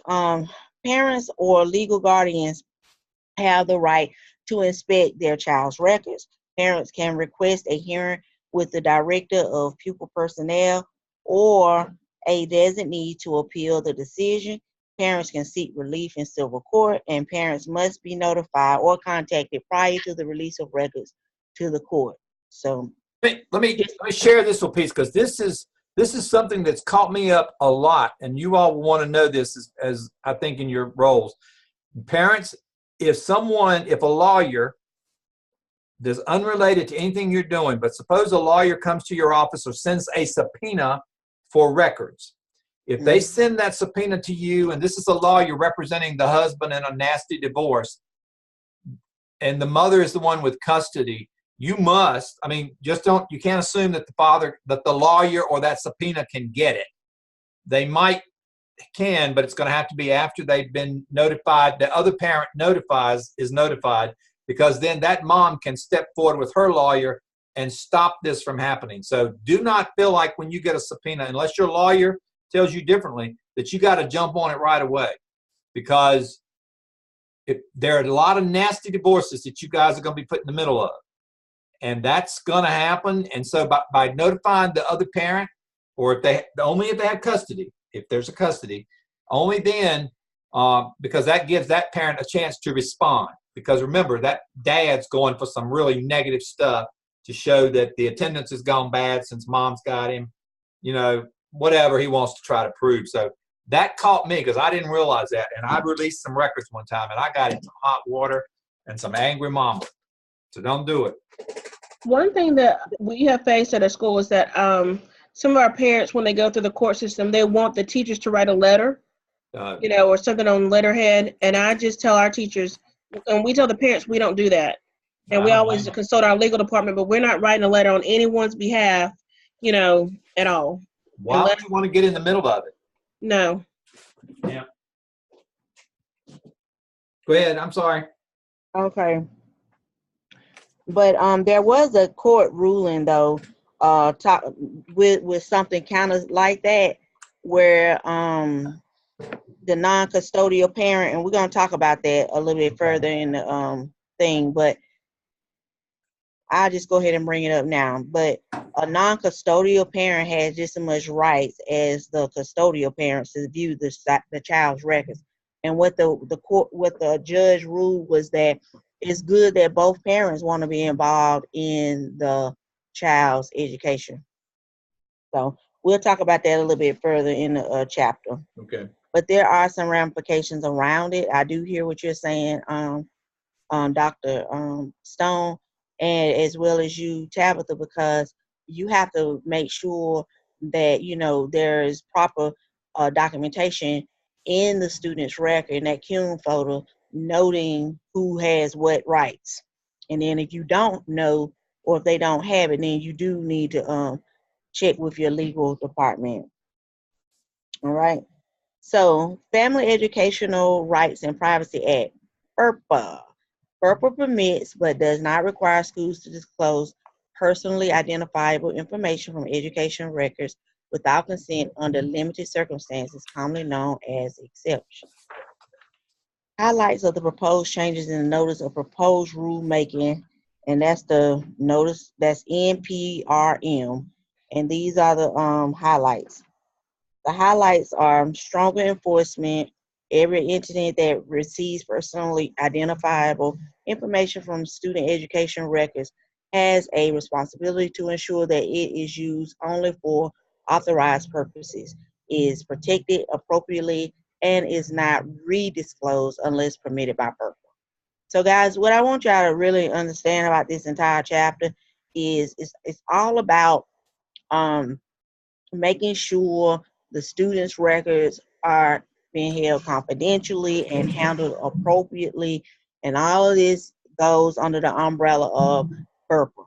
Okay, so if you're not doing things, and of course there have been court cases that have been put in place where people have tried it, tried this, or and it may be the school may have said, hey, I can't do this, I can't give records out, or the parent may have said, I want some records. So those are the things that have perpetuated the laws that surround the FERPA Act and what is considered lawful and unlawful. as it protects the child's confidentiality. So the other highlight is ensuring the safety of students. Schools must have safeguards, again, as those safeguards in place to keep students' records safe. It's all about the safety so that they are not abused, okay, by people. And I'm sorry I didn't finish writing that, but abused by just anybody, and somebody just cannot come up and just, randomly access somebody's a student's cumulative record and that type of thing. So they have to have some different safeguards in place. Another highlight is ensuring the effectiveness of publicly funded programs. Oh, and that is connecting the K-12 and post-secondary data and sharing information to improve early childhood and workforce programs. Okay, so we have rights of the non-custodial parent and rights of eligible students. So that's what I was talking about earlier. Non-custodial parents have the right to access their child's records, and then it was ruled by a district court that neither parent meaning the custodial parent and non-custodial parent could not be denied access to the child's record under FERPA. The court held that schools should make educational records accessible to both parents of each child fortunate enough to have, and wait a minute. The court held that schools should make educational records accessible to both parents of each child fortunate enough to have both parents interested in the child's welfare. That's what I was alluding to earlier. And you're right. And the only difference, there I would say, an advice would be that if you clearly do have a custodial parent, though, you really might want to let them know that, hey, husband's gone it, we're going to let him have it. But what I was speaking to earlier was if you get a subpoena, that's not a non-custodial parent. No. Don't deal with it until you talk to your lawyer or you've done some other things. But yeah, dad does have some rights. Yeah, but I would always err on the side of, hey, mom, your dad's requested the school record, so we're gonna honor it because we have to. You're right. Good job. Okay, and then the other thing too about the parents' rights is that if the courts have subpoenaed the records, they have to make sure that they have notified the parents first before they get the records. They just can't subpoena it. They have to let the parents know that it's being subpoenaed. That's the right parents' rights. Eligible students. So students who are age 18 or is enrolled in a post-secondary institution, they do have the rights to see their school records. And just a quick little story about me. Once I had gone through, I'm grown, and I decided to go back to see my SAT.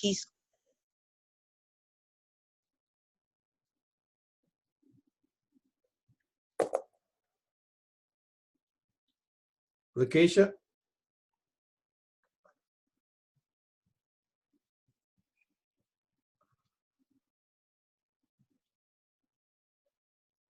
Am I the only one that can't hear? I can't hear anything. I can't hear. Yeah, something happened. Lakeisha, I think you left us. I think you've frozen.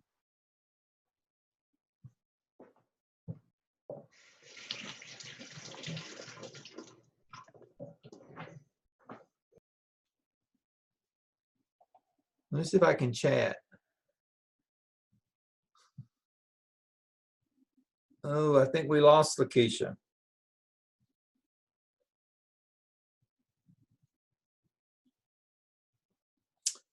Huh. She was on her iPhone, I guess. In the interest of time, then we will freeze. And if she comes back on, we'll let her assume to come back. But Pam, are you ready to go? Now, if she comes back, we'll stop and we'll let her finish hers because I am the host.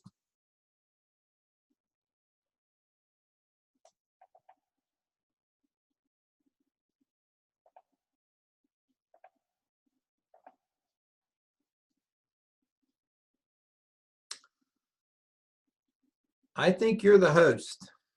Oh, hey, Lakeisha.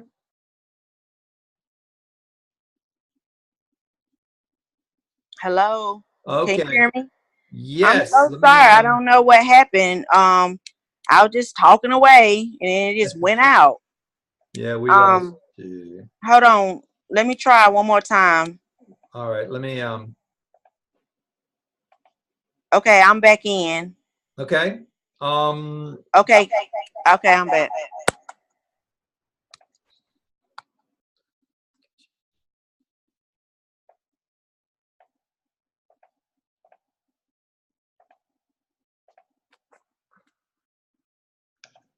I think you got it. Okay. Can y'all see it? Yes. Wait a minute. Let me see. You were down to records, number Yeah. 5. Yep. Okay. So what I was just telling a little brief story about a time where I went back to look at my records. And so I went to student services department, student records, sorry, and I was requesting access to my SAT scores. So the lady was actually I think she was violating my rights, because she wasn't. I didn't ask her to tell me what my score was. I wanted to see my own, record. So, but anyway, she decided to give me some some advice about because my SAT score was not as high as she thought it should have been, then I needed to go back to school, which I had just, she said I need to go get some help with my SAT score. And I told her, I said, well, I actually just graduated from my master's program. So she was like, oh, so I thought that was funny. But that was a trip. That was a trip. But student records is a whole mess. But anyway, the rights of school personnel. Each person designed access to the file is required to sign a written form. I'm sorry. A written form. And these forms should be available for parents, guardians, or eligible students because they remain permanently with the file. And again, anytime, I would also say anytime, like if at the end of the year or something like that, or anytime during the year where a staff member may need a particular file, student file, then there should be some documentation where you have signed out that record. Do you all practice that same thing? You can just kind of nod. Yes. Yes, okay. So, and then we put something into place to show that, hey, this record has been taken. But anyway, going on. Disclosure of educational records to comply with judicial orders for state and various federal agencies. This is what the school personnel has the rights of. The school personnel also has disclosure of disciplinary proceedings conducted against perpetrators of a crime.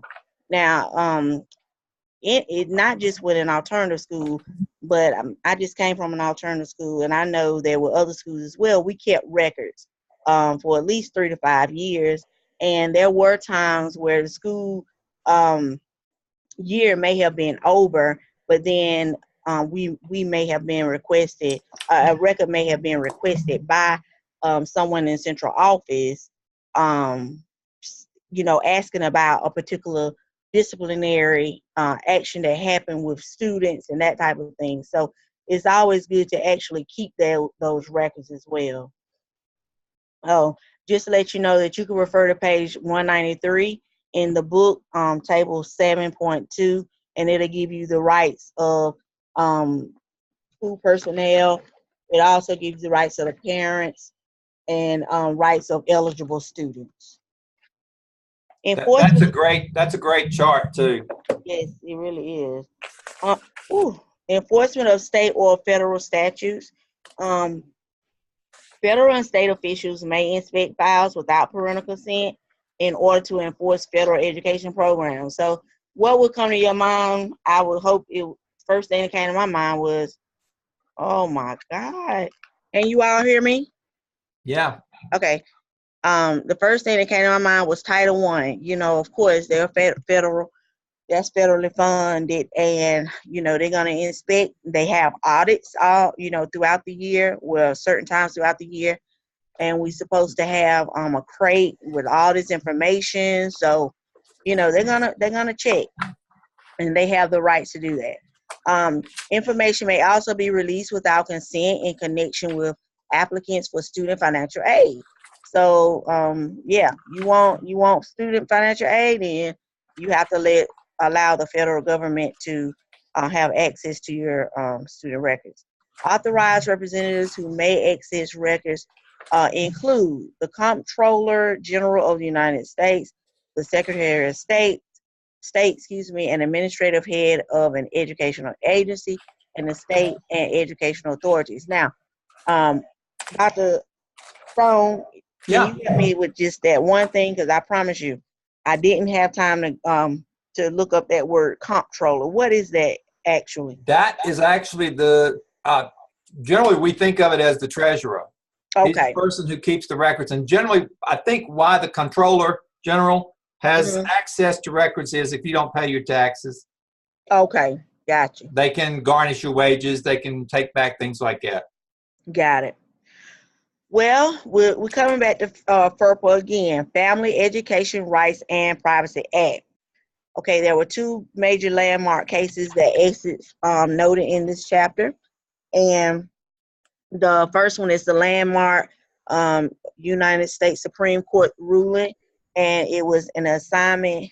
What it ruled is that an assignment is not considered an educational record as soon as it is graded by another student. So what was happening with this court case was they were starting to think that well, students can't grade each other's assignments, and I'm sure teachers were probably thinking, you have got to be kidding me, because I know I was one of those teachers who used students to help me grade papers sometimes. So, sometimes people can get a little bit too technical with things, but the landmark Supreme Court ruled that, okay, that's not a violation of FERPA. U.S. Court of Appeals of the Sixth Circuit ruling affirmed a lower court's ruling that university disciplinary records are education records under FERPA. Okay. And what circuit court are we? 4.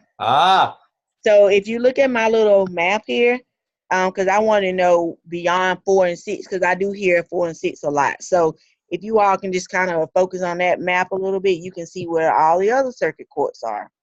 Yeah. California Circuit Court 9 is the one that comes out with all the liberal stuff. Circuit Court 5 is the conservative one. Oh, Texas. That's where we get all our textbooks from, remember? Yeah. Okie dokie. Okay, No Child Left Behind Act of 2002. We've heard of that. And that was actually the year that I became a teacher, my first year teacher. So the annual notification requirements came from that. The Secretary of Education is now required to annually inform each state education agency, or SEA, and each local education agency, or LEA, of their obligations under both FERPA and the Protection of Pupil Rights Amendment, and as PPRA. Transfer of school disciplinary records. FERPA currently permits schools to transfer any and all education records. So, yeah. Anytime a child transferred from school to school, then we have to have those. We have to have that child's cumulative record. Armed Forces recruiter access. Military recruiters can also have access to ed records. Student privacy and physical exams. Under No Child Left Behind, it contains a major amendment for PPRA that gives parents more rights with regards to the survey of minor students, the collection of information from students for marketing purposes, and certain non-emergency medical examinations. Lakeisha. Yes? Can I ask a question? So you say right here, transfer school disciplinary records, that we can transfer, but then why do we, I don't know if it's just our district, why are we told that we should not put their discipline file in their CUME folder? We need to keep it at ours.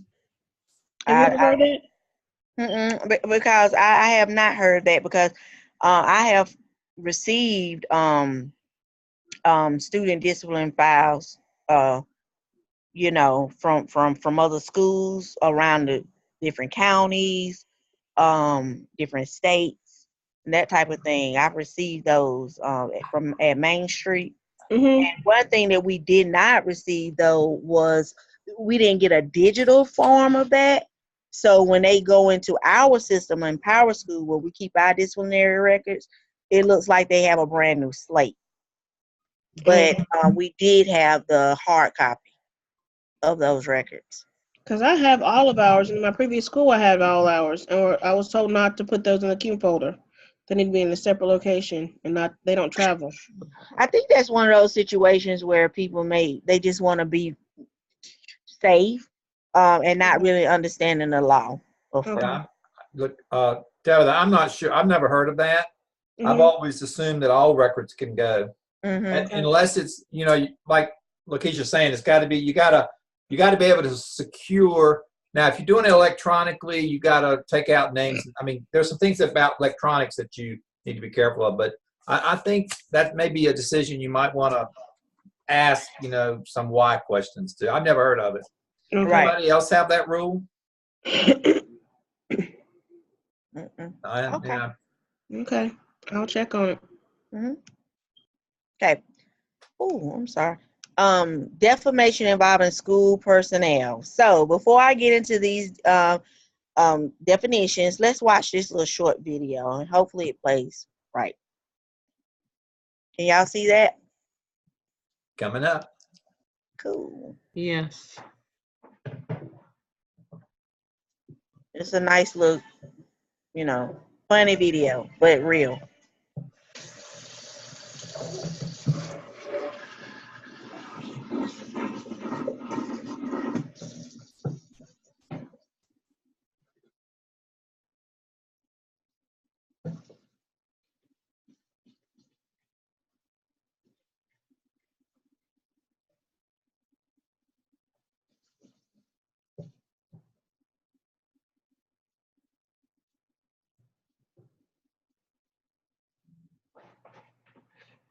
Is there sound that we're not hearing? You don't hear it? I don't. Does anybody else hear it? Not yet. Nope, I can't hear it. Can't hear that? Nope. Is that something I can do, Kristen? Do you have your sound on your computer? Yeah. Do you have your mic on your computer turned on?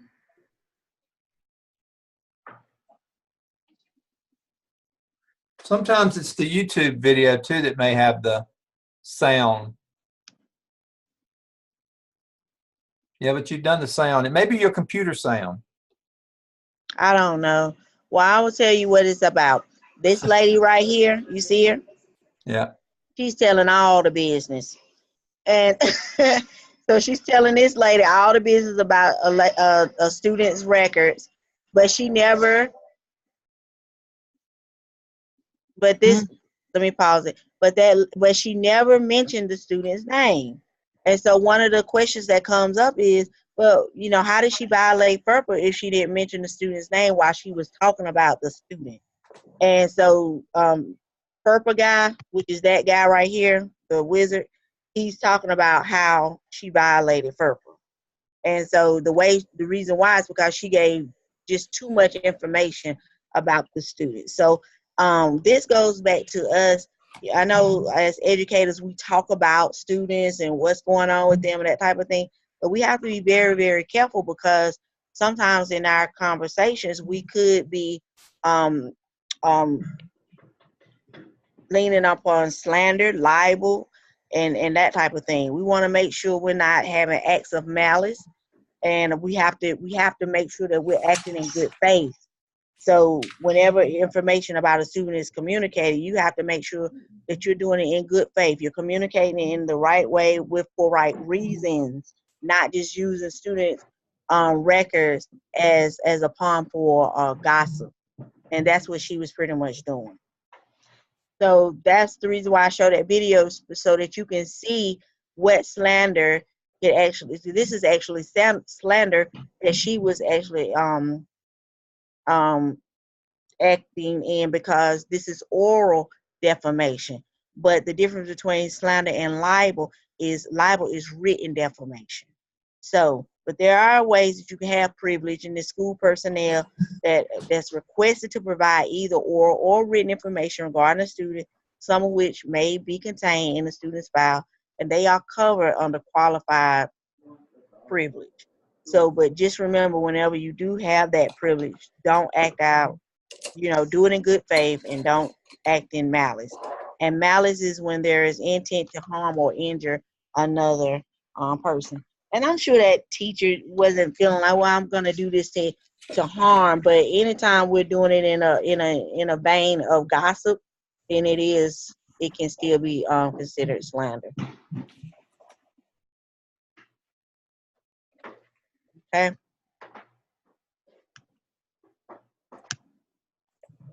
Oh, I think that was my last one. Is that it? I think so. Oh, let me see. Oh, yep, that was it. Are there any questions? All right. Good job. Thank you. All right. If you will send it back to me. Stop share.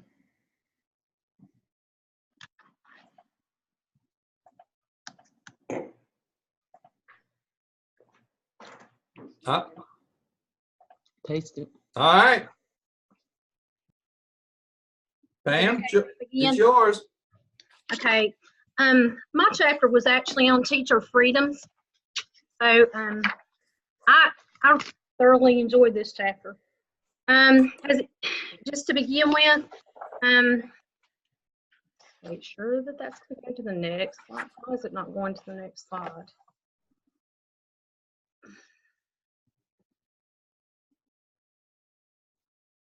There we go.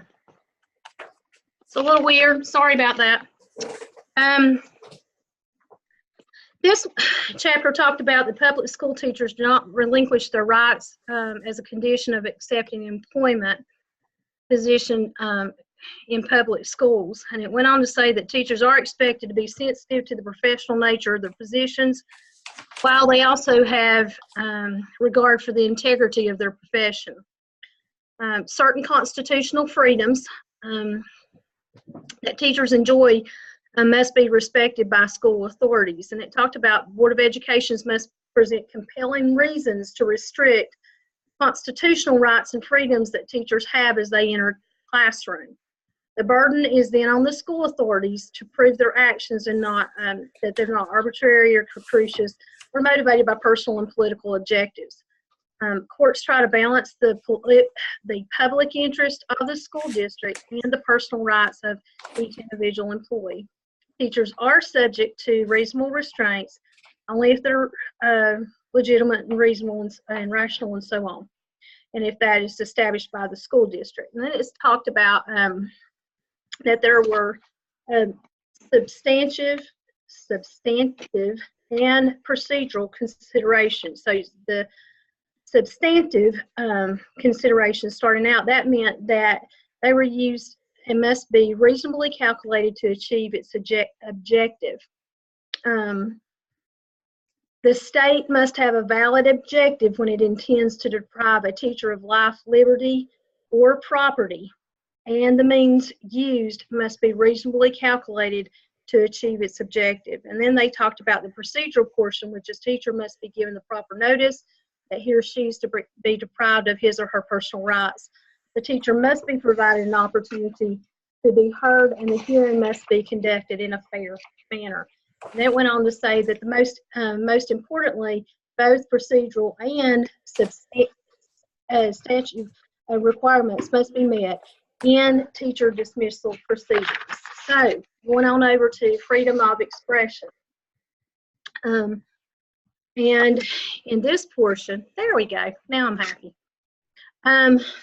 The First Amendment affords teachers the rights to freedom of expression as long as speech does not create material disruption to the educational interest of the school district.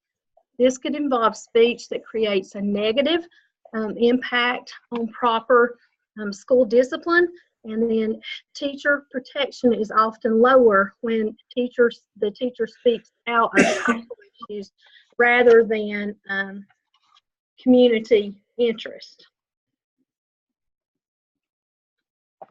And then there was a whole section on freedom of association. Freedom of association grants people the right to associate with other individuals of their choice without the threat of punishment. Teachers should be concerned with the role model image that they project, and the impact of their actions on impressionable young children. The Supreme Court had also stated that a teacher serves as a role model for his students, exerting a subtle but important influence over their perceptions and values. In some districts, membership in the NAACP or the Ku Klux Klan was fatal to a teacher if awareness of such affiliation became public. And a lot of that happened, I think it said in the early in the 60s and 70s. It was still happening. The treatment for teachers was oftentimes reflected in the form of demotions, unwarranted transfers, non-renewals, and even terminations. Courts now hold that teachers, including administrators, are free to join their professional organizations, assume a leadership role, campaign for membership, and negotiate with the school board on behalf of the organization that they're a member of without fear or reprisal. School personnel may become a candidate for public office or campaign for their favorite candidate. School personnel may be requested to use personal leave when they run for public office. These are permissible activities as long as they occur after school hours and do not interfere with job effectiveness. The Supreme Court has held that mere membership in subversive organizations is not sufficient within itself to justify dismissal. The teacher must have demonstrated that he or she actually participated in an unlawful activity or intended to achieve an unlawful objective before the punishment may be warranted. Mere association without unlawful intent is not sufficient cause to penalize employees and is in violation of their First and 14th Amendment rights. So the teacher must be aware of the effect of his or her actions on others, especially children. Teachers should also ensure that engaging in political activities does not have an adverse effect on their classroom performance. Teachers must limit their political activity to acts away from the classroom and outside the normal school day. They must further ensure that their political activity in no way interferes with or infringes on their duties and responsibilities of the classroom. And Scott, can you put brochures for the Democrat in the teachers' mailboxes? No. No, because then you are using your position to advocate for a candidate. Right, for an office. Yeah. Then the part there that's going to the right to hold office, any public official is prohibited from using his or her office or position for personal gain. And I guess another example, you use the brochure, though, that'd be like one of, if we as a teacher wanted to use an email and we were running for office, we cannot do that. The Board of Ed may require a teacher to take a leave of absence when he or she becomes a candidate for public office. However, the trend by the courts seem to be toward greater political freedom for teachers, as long as the teacher exhibits professional behavior, does not neglect his or her own duties, and then does not use the classroom as political forum. And then the school district facilities, equipment, or supplies should not be used for campaign purposes. The school district cannot prevent, threaten, harass, or discriminate against any employee who chooses to run for public office. The district should grant a leave of absence if requested by the employee, based on if the individual merits, on each individual merits of each case presented for its consideration. So And from there, we went on to dress and grooming. And if you'll notice there, under this section, for some reason, they went ahead and they put unwed pregnant teachers. So I was like, okay. First of all, litigation for school dress reached its peak also in the 1960s and 70s. Courts established the position that dress codes must be reasonably related to legitimate educational purposes, which must be justified by standards of reasonableness. Rules that restrict dress based on health, safety, material, and substantial disruption or community values generally have been supported by the courts. If challenged, a school district must demonstrate that the dress code is related to a legitimate educational purpose and not designed to place undue hardships or unnecessary restrictions on teachers' dress. The burden of proof rests on the school district. And then the part on unwed teachers.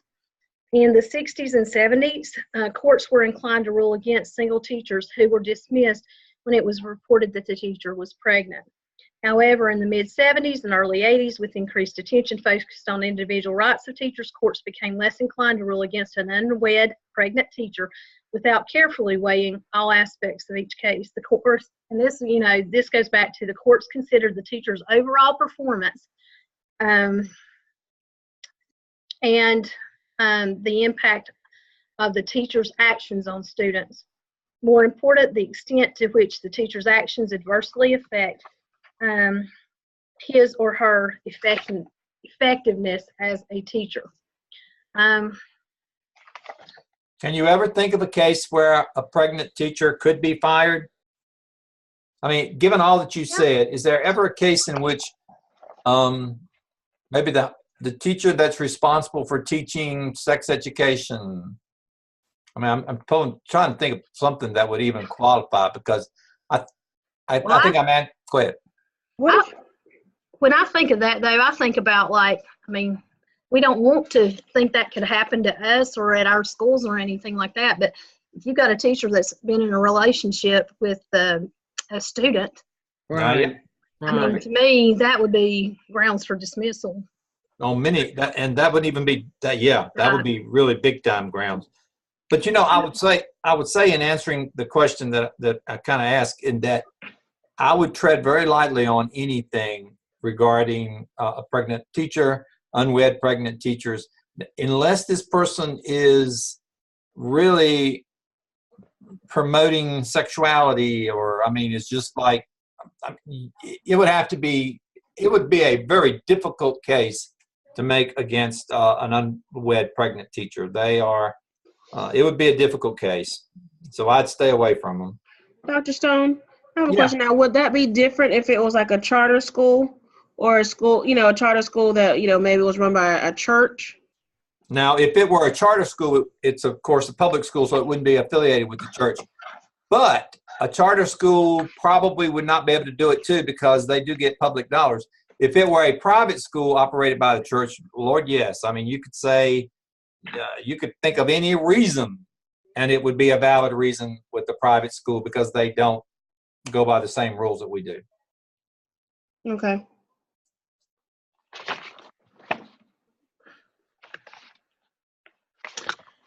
And teachers also have the right to privacy. These rights should be respected to the extent that they do not violate the integrity of the community or render the teacher or administration ineffective in performing professional duties.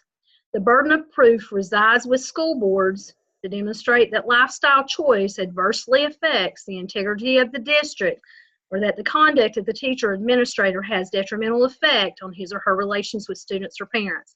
When a teacher has demonstrated a strong record of teaching and has been effective in relationships with students and is respected in the community by his or her peers, it's unlikely that the school officials will succeed in bringing serious actions against the teacher, such as removal from an employment position or revocation of certificate. So revoking their license. So are you telling me you can't fire a lesbian teacher? Yes. I think you're about right. Unless they do something. Not for choosing that sexual preference, you can't, but No. Now, if they did with the student, of course you could. Or if other they get into anything else that you would promoting- fire another teacher for, you could fire them for, as long as you kept your documentation. Right, for reason, but not Yeah. for being a lesbian. Exactly. Right. If private conduct becomes highly publicized to the point that the teacher's reputation and relationships with parents and students have been impaired, rendering the teacher ineffective in executing his or her duties, appropriate actions may be taken by school officials and supported by the courts. Courts will not support teachers' conduct that has an adverse impact on one's effectiveness or performance, and will support dismissal if professional conduct and community standards are violated. Privacy acts that do not involve former students will likely receive greater support by the courts than acts in which former students are implicated. So I have a question. My son's guidance counselor was actually on a reality TV show, and if I'm not mistaken, he was asked to resign.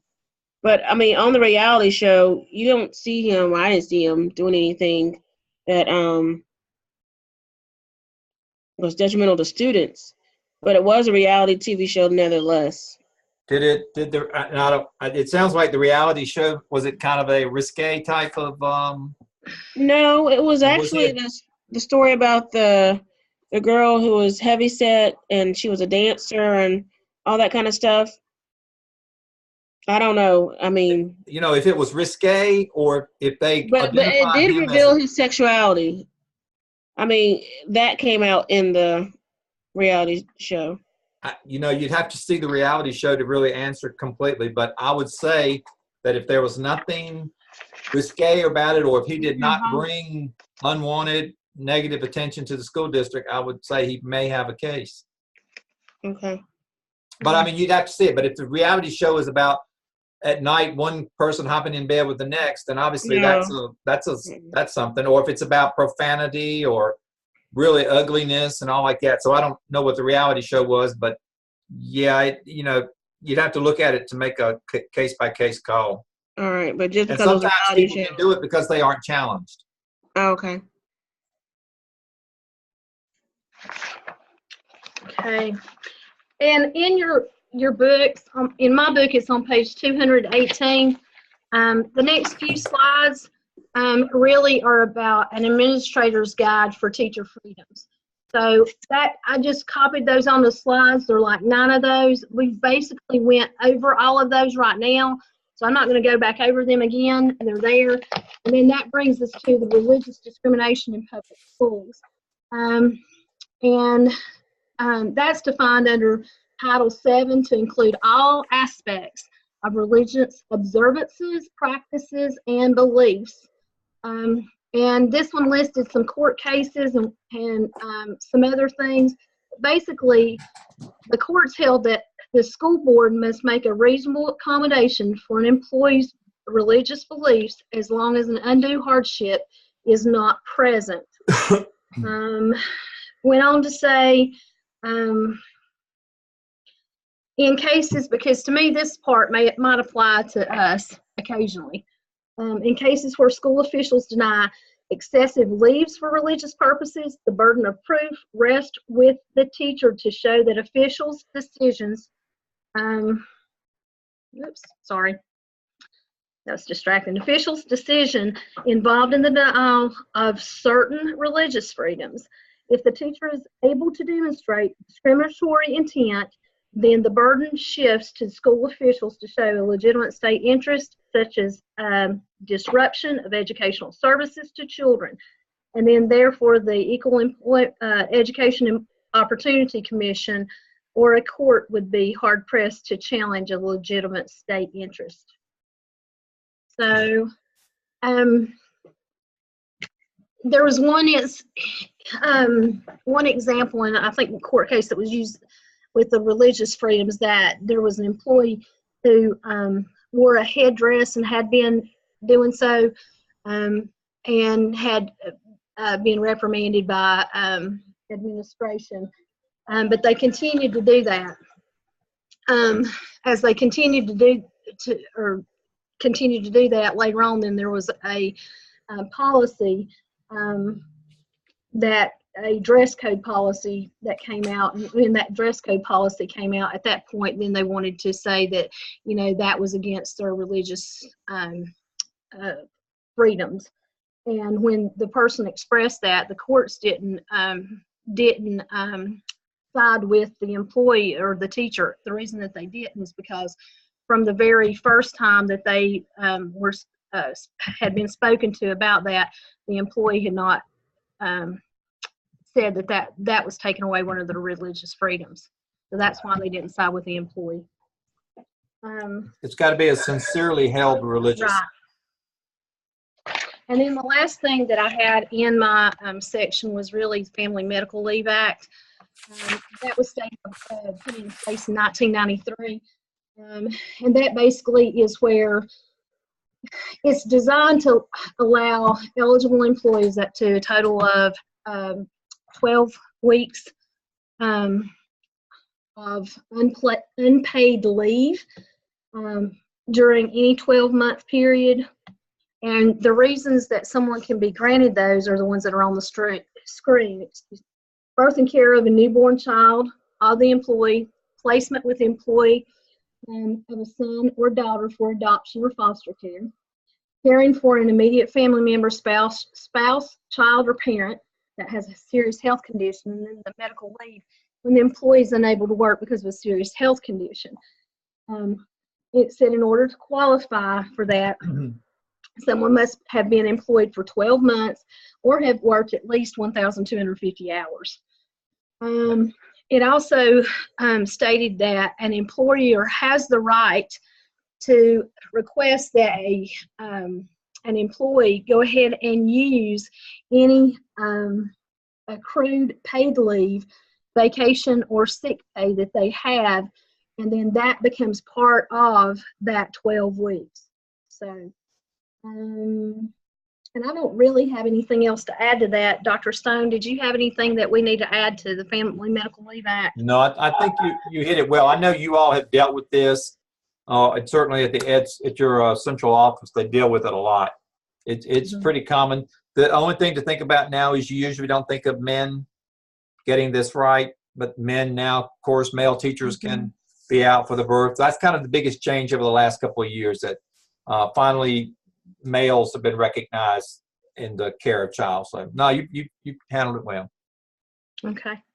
Are there any questions? I do have a question. I feel like I have a lot of stuff happens in my school right now. So I have a TA that refuses to stand for the Pledge of Allegiance. Don't have to. And this is what we do school-wide. Is it, so you're saying she doesn't have to stand even though we're modeling this and this is an expectation? She does not. I almost think that was used. That came up in our last face-to-face meeting, our last class with Dr. Stone, when we were going over the different policies and procedures. I forget which group it was, but it was clearly identified that they didn't have to do that. Yeah. Rita, that was our group. Yeah. So I was just saying if you were on your toes. No, I'm missing. So the class now begins to say, well, they don't want to stand. She was trying to give you all kudos, and you caught it. Good for you. So if now if the classroom, the students are saying they don't want to stand either. You know, you can't make them. I mean, you really can. It's not, they don't lose that right coming in the building. I mean, if I were the principal, I might want them to be in the office or someplace where the kids can't see them at that time. Because I don't want all the kids to feed off of it. Yeah, I'd put her on cafeteria duty. Okay. But do it nicely so she doesn't think it's retaliation for not standing for the flag. So you're going to have to really think about how you do this. So because she can come back and say, I'm not going to do that because you're punishing me because I'm not standing for the pledge. So be careful when you think through that one. But if it were me, I would want to find some way where she could be doing something she wants to do, you know, during that time, because I do think it does spread to the kids, and it will hurt her reputation, I believe, too, down the road. But it is legal. Dr. Stone, Go ahead. We had a teacher, actually two at one time, that did not stand for the pledge, and we had an assembly where we were having everybody stand, and teachers at the time, it was a graduation ceremony or promotion ceremony from elementary, but the teachers used to sit in the chairs that were in front of the bleachers, and once we realized that was occurring, we moved the teacher section so that we were beside the bleachers, so really we didn't call as much attention to the fact that we had two people that remained sitting during that for parents and kids to see. Yeah, be careful about how you handle that, though, to make sure she's not viewing it as a punishment. Okay. That's actually one of the examples, though, that's used in the case studies. That flag salute down there on page 221 in our book.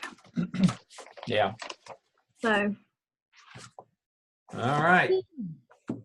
Let me ask you, Ms. Smith, it's 8:30. Would you like to go next week, or do you want to go ahead and move now? Are you talking with mine now? Elena?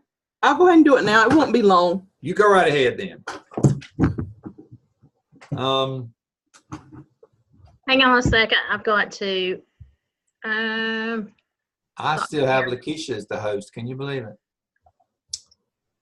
Delaney, you should be able to take over. All right, give me 1 second. Let me get mine pulled up here.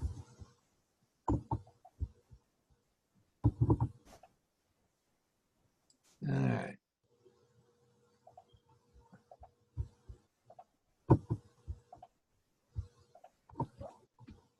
I think it's yours. This is your third one, isn't it? It is. So you are done. Or will be. Can everybody see my screen? This No, was you're my not third sharing. one, Maybe too. I'm still. All right, let me. I'm not sharing, Emma.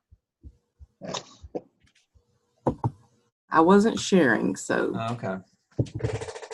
Now can you see? We can. All right.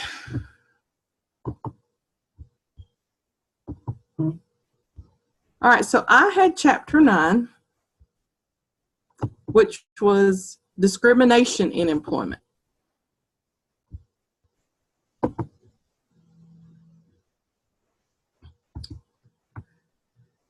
So it started out talking about equal protection provisions and the 14th Amendment and talking about employment and discrimination.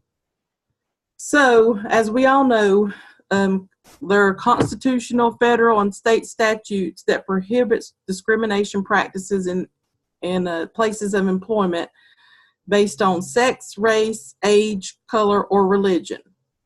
And there were some aspects of the due process of the laws for these types of discrimination, and those were procedural and substantial, and a vagueness test. And those, the vagueness test, what it does, it protects those people that say or allege that they've been discriminated against from arbitrary or capricious acts by their employer. So any type of retaliation, like if a person who's employed somewhere alleges that there's discrimination, whether it was proven or not, the vagueness test protects them from any type of retaliation from the employer. And then there's the presumption test, which is with any law that a person is presumed innocent until they're proven guilty. All right, this next slide talks about the due process standards and employment discrimination. So it says that the courts have historically relied on 3-level balancing tests to determine procedural due process. So first, this test can be applied to determine whether a person is actually entitled to a hearing before action is taken. So, you know, once a person brings forth a claim, they have to determine whether they're even entitled to a hearing. Also, this test can be used to determine if pre or post deprivation is necessary, And also it can be used to determine the standard and level of proof needed to deprive an individual. So those are 3-level balancing tests for determining due process. And then Title 12, which most of us is familiar with, relates to discrimination. So that is one of the most extensive federal employment law, and it came from the Civil Rights Act of 1964, and that is the law against discrimination. So what this law says, it shall be unlawful employment practice for an employee to fail to refuse to hire or to discharge an individual or otherwise discriminate against any individual with respect to his compensation, terms and conditions of employment because of such an individual's race, color, religion, sex, or national origin. Also to limit— Quick question. Can I ask a quick question? Sure. I'm asking everyone too. What's the difference between a person's race and their color? Anybody? Well, I think color— some people discriminate just because the color, I say the color of their skin, like their skin color. Race is kind of different because there's so many different races. Like there's so many classifications. There's multiracial, that's the way I see it, but I could be wrong. Anybody else have a guess? The difference between race and color? Because a natural inclination is consider them together, but I think you're right, Delana. It's really the fact that there are a lot of shades of color. There are only a few designated races. And so within the African American race, there was very dark skin, there was very light skin. Within the white race, the same thing. So I think race is sort of a small category, whereas skin color can be all over the place. Go ahead. Okay, and it's also to limit, segregate, or classify his employees or applicants for employment in any way which would deprive or tend to deprive any individual of employment opportunities or otherwise adversely affect his status as an employee because of such an individual's race, color, religion, sex, or national origin. So you can't— this is just saying that you can't segregate your employees for those same reasons. Also, it shall be unlawful employment practice for an employment agency to fail or refuse to refer for employment or otherwise to discriminate against any individual because of his race, color, religion, sex, or national origin, or to classify or refer for employment an individual on the basis of his race, color, religion, sex, or national origin. So it's saying that you can't refuse employment to someone for this reason, or refuse them a promotion if they're deserving, or it says you cannot promote them based on that. So it's not just saying that you can't not give them a promotion, but it's also saying that you cannot promote an employee based on this. Also, Title 12 covers retaliation. So it prohibits an employer to retaliate against an individual who files a discrimination charge, or even if they participated in a hearing, or if they even opposed it. So you can't, those are some things that you cannot do. It also covers sexual discrimination. And it says the courts require gender neutral decision making when employment opportunities are available. So this is actually talking about— I know we hear a lot about discrimination, different types of sexual discrimination or sexual harassment. This is actually talking about not hiring men over women or women over men. Yeah. Also, it says discrimination based on sex is also covered under Title IX of the Education Amendments Act of 1972, which prohibits sexual discrimination by public and private educational institutions receiving federal funds. So that actually, the sexual harassment is covered in that policy under Title IX. All right, so the Rehabilitation Act of 1973 and the Americans with Disabilities Act Act. So, so these two, it says the ADA, in conjunction with Individuals with Disabilities Act, which we just heard about, IDEA, and it protects individuals with disabilities against discrimination and ensures equal access and equal opportunity.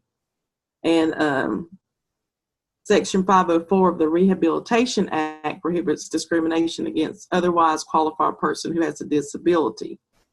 And we all are very familiar with that because I know most of you sit in on 504 plans, so you know we can't discriminate against anybody with a disability.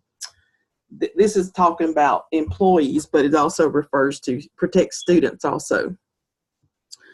Okay, and under qualifications of employment, any individual with a disability is qualified for employment under ADA if with or without reasonable accommodations, he or she can perform the core functions of the employment position held or desired to be held.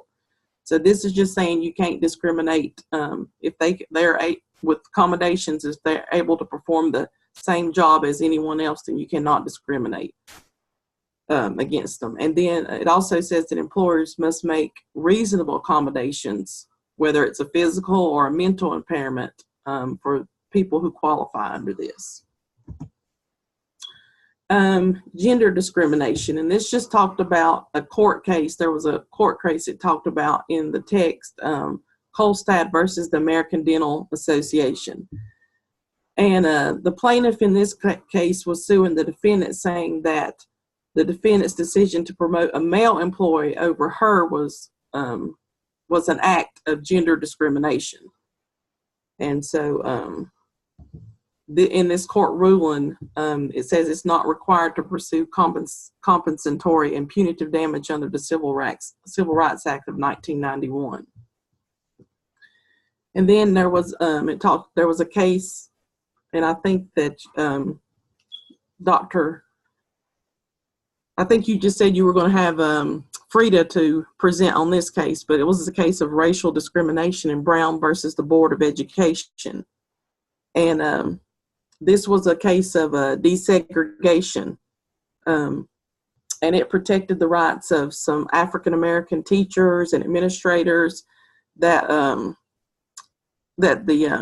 they felt that they were being racially discriminated against because the schools that they worked at were closed and they were reassigned to other schools. And it said that the people in these cases held lesser positions and more non-administrative positions during the desegregation. So that was a landmark case, and I'm sure Frida's going to tell us more about it later on. Also, religious discrimination. So it had a definition, according to Title IX, religion is all aspects of religious observances, practices, and beliefs. So under this act, employees' religious observance, the employers have to make reasonable accommodations for them, unless there's a hardship can be demonstrated, and it is on the burden of proof is on the employer to prove there is a hardship. Also, age discrimination, and it talked about this. This is when we're talking about public schools, that primarily affected teachers. And there was an act passed in 1967, the ADEA, which protected teachers from being discriminated against on the basis of their age. So they couldn't be, and this covered them being hired, dismissed, and any other types of employment. So teachers cannot be discriminated because of their age. Like you can't force an older teacher to retire just because of their age. Pregnancy in public school employment. So there are teachers in the public schools. They are protected by the Pregnancy Discrimination Act of 1978. And this was an amendment to Title 12. So they just says that they cannot be discriminated against because of pregnancy. And there was a case that the text talked about, Cleveland Board of Education versus LaFleur.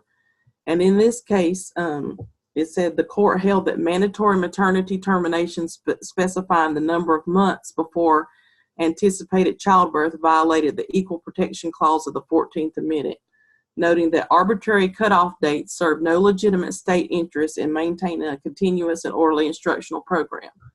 So what this meant was that employers couldn't put restrictions on dates for teachers to return from maternity leave, like it was arbitrary to say that there was a cutoff date that they had to return to work. Now we're going to talk a little bit about sexual harassment. So like I said, sexual harassment is covered under Title 12, but it's more under Title 9. And it was not included in the original Civil Rights Act. But its primary purpose is to protect employees from sexual harassment in the workplace. And so it did give a definition. So under Title 9, the definition of sexual harassment is unwelcome sexual advances, requests for sexual favors, and other verbal or physical contact of a sexual nature when it is submission to such conduct is made either explicitly or implicitly as a term or condition of an individual's employment. Submission to or rejection of such conduct by an individual is used as the basis for employment decisions, and that the conduct is used for the purpose or effect of unreasonably interfering with an individual's work performance or creating an intimidating, hostile, or offensive working environment. Number 3 is the one that you hear the most about, because that's the other two are more, I mean, they're there, but number 3 is the one where the Me Too movement and a lot of other things really go into when you make a hostile working environment. You don't hear a lot about people who, there are some cases out there where someone who has to have sex in order to keep their job or to get a promotion, but it's usually that hostile working environment. But that still happens. 1 and 2 still happens. Yeah. But 3 is the biggie. And that's all I have. That was discrimination in the workplace. All right. So we are, who knows how to do this? All right. We are, there I am. I'm going to stop sharing and give it back to you. There we go. All right. So we're done for tonight. We will be back next week. We've got 5 reports next week, and we'll talk a little bit more about the big projects coming up and the weekend, the next face-to-face weekend. So anybody have anything, or is it good night, everybody? I have a quick question. Okay. On the discussion board, it has this scenarios listed, all of the scenarios listed for you to discuss, but in your weekly list of things, only through scenario 7 is listed. So do we do the last 3 or 4, or when do we do those, I guess I should say? Does that make sense? Let me check on that. I have not noticed that. So let me, I think you get a grade for all the scenarios, and I think they're kind of easy grades, if I'm not mistaken. Correct. So I would recommend you go ahead and do them, and I'll just try to make sure they're put somewhere. As long as they're in by the end of the semester. Oh, yeah. By the time we finish grading, because they do give you, they count. What I was asking. They count the same as everything else. Okay, perfect. Thank you. All right. We will see y'all next week. Have a great weekend, avoid the storm. Bye. Bye. Thank you.